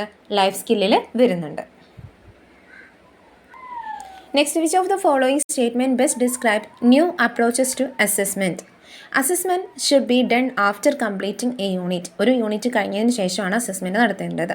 Assessment should be integrated with the instructional process. Instructional പ്രോസസ്സിൻ്റെ കൂടെ തന്നെ എന്ത് കൊണ്ടുപോകണം? അസസ്മെൻറ്റ് കൊണ്ടുപോകണം. Option C, assessment should be done only by teachers who are specially trained in the area of assessment. എന്താണ്? സ്പെഷ്യലി ട്രെയിൻഡ് ആയിട്ടുള്ള ആളുകളാണ് ഇത് ചെയ്യേണ്ടത്. Next, none of this. അപ്പോൾ ഇവിടെ ഏതാണ് അസസ്മെൻറ്റുമായി ബന്ധപ്പെട്ട്, വിലയിരുത്തലുമായി ബന്ധപ്പെട്ട് വരുന്നത്? കറക്റ്റ് ഓപ്ഷൻ ഏതാണ്? ഓപ്ഷൻ ബി ആണ് കറക്റ്റ് അല്ലേ? Assessment should be integrated with the instructional process. Instructional പ്രോസസ്സിന് കൂടെ തന്നെ എന്തും കൊണ്ടുപോകണം? എന്ത് ചെയ്യണം? അസസ്മെൻറ്റ് വിലയിരുത്തൽ കൊണ്ടുപോകണം. അതിനെയാണ് നമ്മൾ എന്ത് വിളിക്കുന്നത്? ഫോർമാറ്റീവ് അസസ്മെൻറ്റ് എന്ന് വിളിക്കുന്നത് അല്ലേ? നമ്മൾ ചാപ്റ്ററൊക്കെ കഴിഞ്ഞാൽ 6 ചാപ്റ്റർ 8 ചാപ്റ്ററൊക്കെ കഴിഞ്ഞിട്ട് അവസാനം നടത്തുന്ന അസസ്മെൻ്റ് ആണ് ഇത് സമ്മേറ്റീവ് അസസ്മെൻറ്റ്. അപ്പോൾ എന്താണ് സമ്മേറ്റീവ് അസസ്മെൻറ്റ് എന്താണ് എന്നുള്ളത് കൃത്യമായിട്ട് മനസ്സിലാക്കുക. ഇതിനെക്കുറിച്ചൊക്കെ വളരെ ഡീറ്റെയിൽ ആയിട്ട് നമ്മുടെ പ്രീവിയസ് വീഡിയോസിൽ പറയുന്നുണ്ട്. അപ്പോൾ അതൊക്കെ എന്ത് ചെയ്യുക? ആവശ്യമുള്ളവരെന്ന് എടുത്തിട്ട് കാണുക.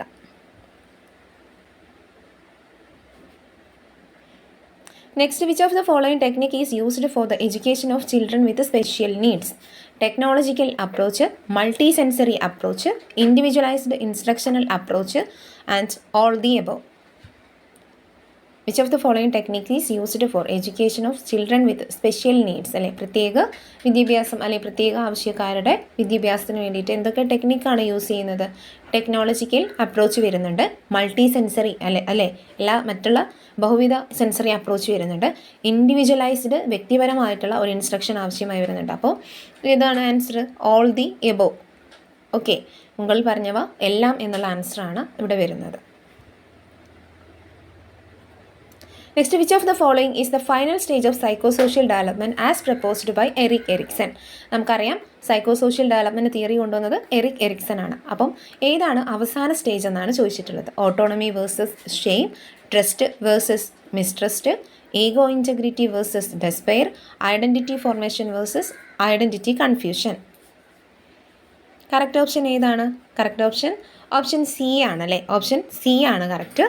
ഈഗോ ഇൻറ്റഗ്രിറ്റി വേഴ്സസ് ഡെസ്പെയർ എന്നുള്ളതാണ് എറിക് എറിക്സൻ്റെ തിയറിയിൽ അവസാന സ്റ്റേജായിട്ട് വരുന്നത്. അപ്പോൾ ഈ identity crisis, identity formation versus identity confusion എന്ന് പറയുന്നത് വളരെ ഇമ്പോർട്ടൻ്റ് ആയിട്ടുള്ള ഒരു സ്റ്റേജാണ്. അത് ഏത് സ്റ്റേജിൻ്റെ സവിശേഷതയാണ്? അഡോളസൻസ് പീരീഡിൻ്റെ സവിശേഷതയാണ്. ഈ ഐഡൻറ്റിറ്റി കൺഫ്യൂഷൻ അല്ലെങ്കിൽ ഐഡൻറ്റിറ്റി ക്രൈസിസ് എന്നുള്ള ടേം കൊണ്ടുവന്നത് ആരാണ്? ആ ഒരു കോൺസെപ്റ്റ് കൊണ്ടുവന്നത് ആരാണെന്ന് മുന്നേ ചോദിച്ചിട്ടുണ്ട്. അതാരാണ്? അതും എറിക് എറിക്സൺ ആണ്. നെക്സ്റ്റ് ക്വസ്റ്റ്യൻ, വൈകാരിക ബുദ്ധിയുടെ വക്താവ് ആരാണ്? Goleman, Thurstone, Gardner, Binet. വൈകാരിക ബുദ്ധിയുടെ വക്താവ്. Who coined the term emotional intelligence? A ആണ്, ഗോൾമാൻ ആണ്. ഓപ്ഷൻ എ ഗോൾമാൻ ആണ്. അപ്പോൾ ability of a student to apply the acquired knowledge to solve problems in similar or related situation is known as. ചോദ്യം ഇംഗ്ലീഷിലാണെങ്കിലും അതിൻ്റെ മലയാളം കൂടെ ഞാൻ പറഞ്ഞുതരാം. അതായത് മുന്നേ പഠിച്ച ഒരു കാര്യം എന്ത് ചെയ്യുന്നു? The ability of a student to apply the acquired knowledge. നമ്മൾ പഠിച്ച ഒരു കാര്യം എന്തിന് നമ്മൾ അപ്ലൈ ചെയ്യുന്നു?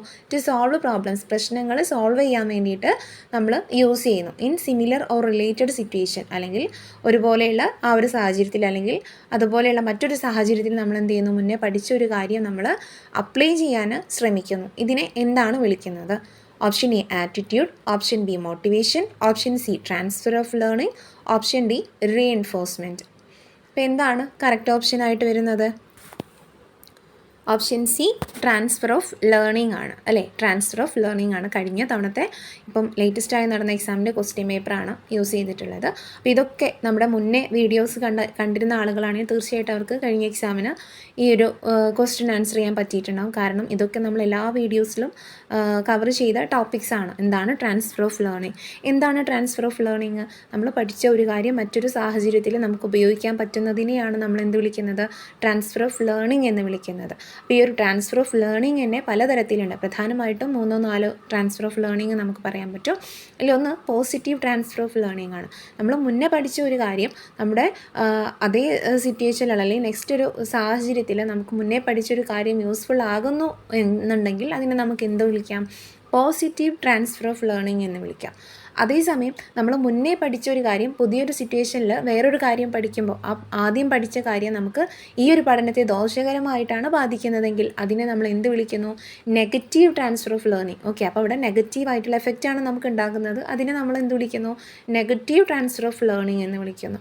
അതേസമയം യാതൊരു തരത്തിലുള്ള അല്ലെങ്കിൽ പോസിറ്റീവായിട്ടോ അല്ലെങ്കിൽ നെഗറ്റീവായിട്ടോ ഒന്നും തന്നെ ഇല്ലെങ്കിൽ നമുക്കതിനെ എന്ത് വിളിക്കാം? സീറോ ട്രാൻസ്ഫർ അല്ലെങ്കിൽ ന്യൂട്രൽ ട്രാൻസ്ഫർ ഓഫ് ലേണിംഗ് എന്ന് വിളിക്കുന്നു. സീറോ ട്രാൻസ്ഫറിനെയാണ് എന്ത് വിളിക്കുന്നത്? സീറോ ട്രാൻസ്ഫർ ഓഫ് ലേണിംഗ് എന്ന് വിളിക്കുന്നത്. അപ്പോൾ ഈ ഒരു ട്രാൻസ്ഫർ ഓഫ് ലേണിംഗ് ക്ലിയർ ആയെന്ന് വിചാരിക്കുന്നു. മുന്നേ എല്ലാ വീഡിയോസിലും ഞാൻ പറഞ്ഞു തന്നിട്ടുള്ള ടോപ്പിക്കാണ്, അതുകൊണ്ടാണ് കുറച്ച് സ്പീഡിൽ അത് പറഞ്ഞു പോയത്. ഓക്കെ, അപ്പോൾ ആ കാര്യങ്ങൾ ശ്രദ്ധിക്കുക. അതുപോലെ നിങ്ങൾ ക്വസ്റ്റ്യൻസ് വെച്ച് പഠിക്കുന്ന ആളുകളാണെങ്കിൽ നിങ്ങൾക്ക് യൂസ്ഫുൾ ആയിട്ടുള്ളൊരു കാര്യം ഞാൻ പറഞ്ഞുതരാം. ഈ 4 ഇപ്പോൾ attitude, motivation, transfer of learning, reinforcement, നിങ്ങൾ എന്ത് ചെയ്യുക? വെറും ക്വസ്റ്റ്യൻ മാത്രം പഠിച്ചു പോകുന്നതുകൊണ്ട് ഒരു കാര്യമില്ല. നിങ്ങൾ എന്ത് ചെയ്യുക? ഈ 4 ഓപ്ഷൻസ് എന്താണെന്ന് കൂടെ ഒന്ന് മനസ്സിലാക്കി പോകാൻ ശ്രദ്ധിക്കുക. ആറ്റിറ്റ്യൂഡ് എന്താണ്, മോട്ടിവേഷൻ എന്താണ്, റീഎൻഫോഴ്സ്മെൻറ്റ് എന്താണ്, അതൊക്കെ ഒന്ന് മനസ്സിലാക്കി പോകുന്നത് നന്നായിരിക്കും. Next, Abraham Maslow put forth the idea of hierarchy of needs. Some of the human needs he proposed are. Abraham മാസ്ലോയുടെ ആവശ്യങ്ങളുടെ ശ്രേണിയെക്കുറിച്ചിട്ടാണ് ഇവിടെ ചോദിച്ചിട്ടുള്ളത്. കുറച്ച് ശ്രേണി കൊടുത്തിട്ടുണ്ട്. According to Maslow the correct order of need is. ഈ ആവശ്യങ്ങളുടെ കറക്റ്റ് ഓർഡറാണ് ചോദിച്ചിട്ടുള്ളത്. നിങ്ങൾക്ക് എല്ലാവർക്കും പരിചിതമായിട്ടുള്ള ടേം ആയിരിക്കും അല്ലെങ്കിൽ പേരായിരിക്കും ഏത്? Abraham Maslow, hierarchy of needs, ആവശ്യങ്ങളുടെ ശ്രേണി അല്ലേ. ഇതെന്തുമായിട്ട് ബന്ധപ്പെട്ട തിയറിയാണ്? തിയറി ഓഫ് മോട്ടിവേഷൻ ആണ്. മോട്ടിവേഷനുമായി ബന്ധപ്പെട്ട ഒരു തിയറിയാണ് അബ്രഹാം മാസ്ലോ കൊണ്ടുവന്നത്, ആവശ്യങ്ങളുടെ ശ്രേണി എന്ന് പറഞ്ഞിട്ട് അല്ലേ. അപ്പം അതിൽ ഏതൊക്കെ പറയുന്നുണ്ട്? ഒരുപാട് 5 ശ്രേണിയായിട്ടാണ് അല്ലെങ്കിൽ 5 കാര്യങ്ങളാണ് ഇതിൽ അദ്ദേഹം ഒരു ഹൈറാർക്കിക്കൽ ഓർഡറിലാണ് ഇത് പറഞ്ഞിട്ടുള്ളത്. അപ്പോൾ അതിൻ്റെ കറക്റ്റ് ഓർഡറാണ് ചോദിച്ചിട്ടുള്ളത്. അപ്പോൾ ഏതാണ് ഓപ്ഷനായിട്ട് വരുന്നത്, കറക്റ്റ് ഓർഡറിൽ വരുന്നത്? ഫസ്റ്റ് ഏതാണ് വരുന്നത്? ഫിസിയോളജിക്കൽ നീഡാണ്. അപ്പോൾ തന്നെ നമുക്ക് ബിയും ഡിയും എന്ത് ചെയ്യാം? ക്യാൻസൽ ചെയ്യാം. പിന്നെ ഉള്ളത് നമ്മുടെ മുന്നിലുള്ളത് എയും സിയും ആണ്. അപ്പോൾ അതിൽ തന്നെ ഫിസിയോളജിക്കൽ നീഡ് കഴിഞ്ഞാൽ പിന്നെ നമ്മളെപ്പോഴും നോക്കുന്നത് എന്താണ്? സെക്യൂരിറ്റി നീഡ്സ് ആയിരിക്കും അല്ലേ. ഫിസിയോളജിക്കൽ നീഡ് എന്ന് പറയുമ്പോൾ നമുക്ക് കുടിക്കാനുള്ള വെള്ളം അല്ലെങ്കിൽ ശ്വസിക്കാനുള്ള വായു അങ്ങനെയുള്ള കാര്യങ്ങളാണ് ഒരാൾക്ക് ഏറ്റവും ആദ്യം ആവശ്യമുണ്ടാകുന്നത്. പിന്നീടാണ് എന്ത് വരുന്നത്? സെക്യൂരിറ്റി ആൻഡ് സേഫ്റ്റി, നമ്മുടെ ഹെൽത്തിനെ കുറിച്ച് അല്ലെങ്കിൽ നമുക്കൊരു ഷെൽട്ടർ, വീട്, ഇങ്ങനെയുള്ള കാര്യങ്ങളൊക്കെ പിന്നീട് വരുന്നതാണ്. അപ്പോൾ രണ്ടാമത് വരുന്നത് ഏതാണ്? സെക്യൂരിറ്റി ആൻഡ് സേഫ്റ്റി നീഡ്സ് ആണ്. അപ്പോൾ ആ 2 കാര്യങ്ങൾ അറിഞ്ഞാൽ തന്നെ നമുക്ക് എന്ത് ചെയ്യാം? അപ്പോൾ ഇതുപോലെ ഒരു മൂന്നാമത്തതും കൂടെ നമുക്ക് നോക്കാം. മൂന്നാമത് വരുന്നത് ഏതാണ്? ലവ് ആൻഡ് ബിലോങ്ങിങ്നെസ് ആണ് അല്ലേ. ഈ സെക്യൂരിറ്റിയും കാര്യങ്ങളൊക്കെ റെഡിയായി പിന്നെ നമുക്ക് സ്നേഹത്തിനുള്ള അല്ലെങ്കിൽ ബിലോങ്ങിങ്നെസ്സിനുള്ള, ബന്ധത്തിനുള്ള ഒരു ആവശ്യം. അപ്പോൾ physiological needs, security and safety need, then love and belongingness needs, then aesthetic need, then self actualization need. അപ്പോൾ ഇവിടെ ഒരു കാര്യം മനസ്സിലാക്കുക. അപ്പോൾ ഇവിടെ ശ്രദ്ധിക്കേണ്ട കാര്യം, ഇത് കറക്റ്റ് ഓർഡറിൽ തന്നെയാണ് കൊടുത്തിട്ടുള്ളത്. Physiological need, security and safety need, love and belongingness, aesthetic and self actualization need എന്നുള്ള. അപ്പോൾ ഇവിടെ കറക്റ്റ് ഓപ്ഷനായിട്ട് വരുന്നത് ഏതാണ്? ഇവിടെ ഓപ്ഷൻ എ ആണ് കറക്റ്റായിട്ട് വരുന്നത്. ഏതാണ്? ഓപ്ഷൻ എ ആണ് കറക്റ്റ്. നെക്സ്റ്റ് നോക്കൂ. Next, the process of child development begins at dash stage. Option A birth, option B natal, option C embryonic, option D childhood. അപ്പോൾ എന്താ ക്വസ്റ്റ്യൻ എന്താണ്? The process of child development, ശിശു വികാസം begins at ഏത് സ്റ്റേജിലാണ് ശിശുക്കളുടെ വികാസം start ചെയ്യുന്നത് എന്നുള്ളതാണ് ചോദിച്ചിട്ടുള്ളത്. കറക്റ്റ് ഓപ്ഷൻ ഏതാണ്? ഓപ്ഷൻ സി ആണ് കറക്റ്റായിട്ട് വരുന്നത്. ഓപ്ഷൻ സി എംബ്രിയോണിക് സ്റ്റേജ് ആണ്. ഈ എംബ്രിയോണിക് സ്റ്റേജ് എന്ന് പറയുന്നത് ഏത് സ്റ്റേജിൽ വരുന്നതാണ്? നമ്മുടെ ബർത്തിന് മുന്നേ ഉള്ള സ്റ്റേജാണ്. നമ്മൾ അമ്മയുടെ ഗർഭപാത്രത്തിലായിരിക്കുന്ന സമയത്തുള്ള ആ ഒരു ഫസ്റ്റ് സ്റ്റേജാണ് ഇത് എംബ്രിയോണിക് സ്റ്റേജ് എന്ന് പറയുന്നത്. ഓക്കെ, അപ്പോൾ കറക്റ്റ് ഓപ്ഷൻ സി ആണ്, എംബ്രിയോണിക് സ്റ്റേജ് ആണ്. Next, Freud suggested different psychosexual stages during the development of an individual. The correct order. Sigmund ഫ്രോയിഡിൻ്റെ അഭിപ്രായത്തിൽ ഡിഫറെൻറ്റ് സൈക്കോസെക്ഷൽ ഡെവലപ്മെൻറ്റിൻ്റെ സ്റ്റേജസ് ഏതാണെന്നാണ് ചോദിച്ചിട്ടുള്ളത്. അപ്പോൾ ഏതാണ് കറക്റ്റ് ഓപ്ഷനായിട്ട് വരുന്നത്? ഇവിടെ കറക്റ്റ് ഓപ്ഷൻ വരുന്നത് ഓപ്ഷൻ എ തന്നെയാണ്. Oral stage, anal stage, phallic stage, genital stage. ഈ സിഗ്മണ്ട് ഫ്രോയിഡ് നമുക്ക് ഇമ്പോർട്ടൻ്റ് ആണ്, എല്ലാ എക്സാമിനും ചോദിക്കുന്നതാണ്. അപ്പോൾ ഓരോ ഓരോ സ്റ്റേജിൻ്റെയും ക്യാരക്ടറിസ്റ്റിക്സ് കൃത്യമായി പഠിച്ചു വയ്ക്കുക. ഇന്നത്തെ വീഡിയോയിൽ നമ്മൾ ഇത്രയും കാര്യങ്ങളാണ് ഉൾക്കൊള്ളിച്ചിട്ടുള്ളത്. വീഡിയോ ഇഷ്ടമായിട്ടുണ്ടെങ്കിൽ തീർച്ചയായിട്ടും ലൈക്ക് ചെയ്യാനോ ഷെയർ ചെയ്യാനോ സബ്സ്ക്രൈബ് ചെയ്യാനോ മറക്കരുത്.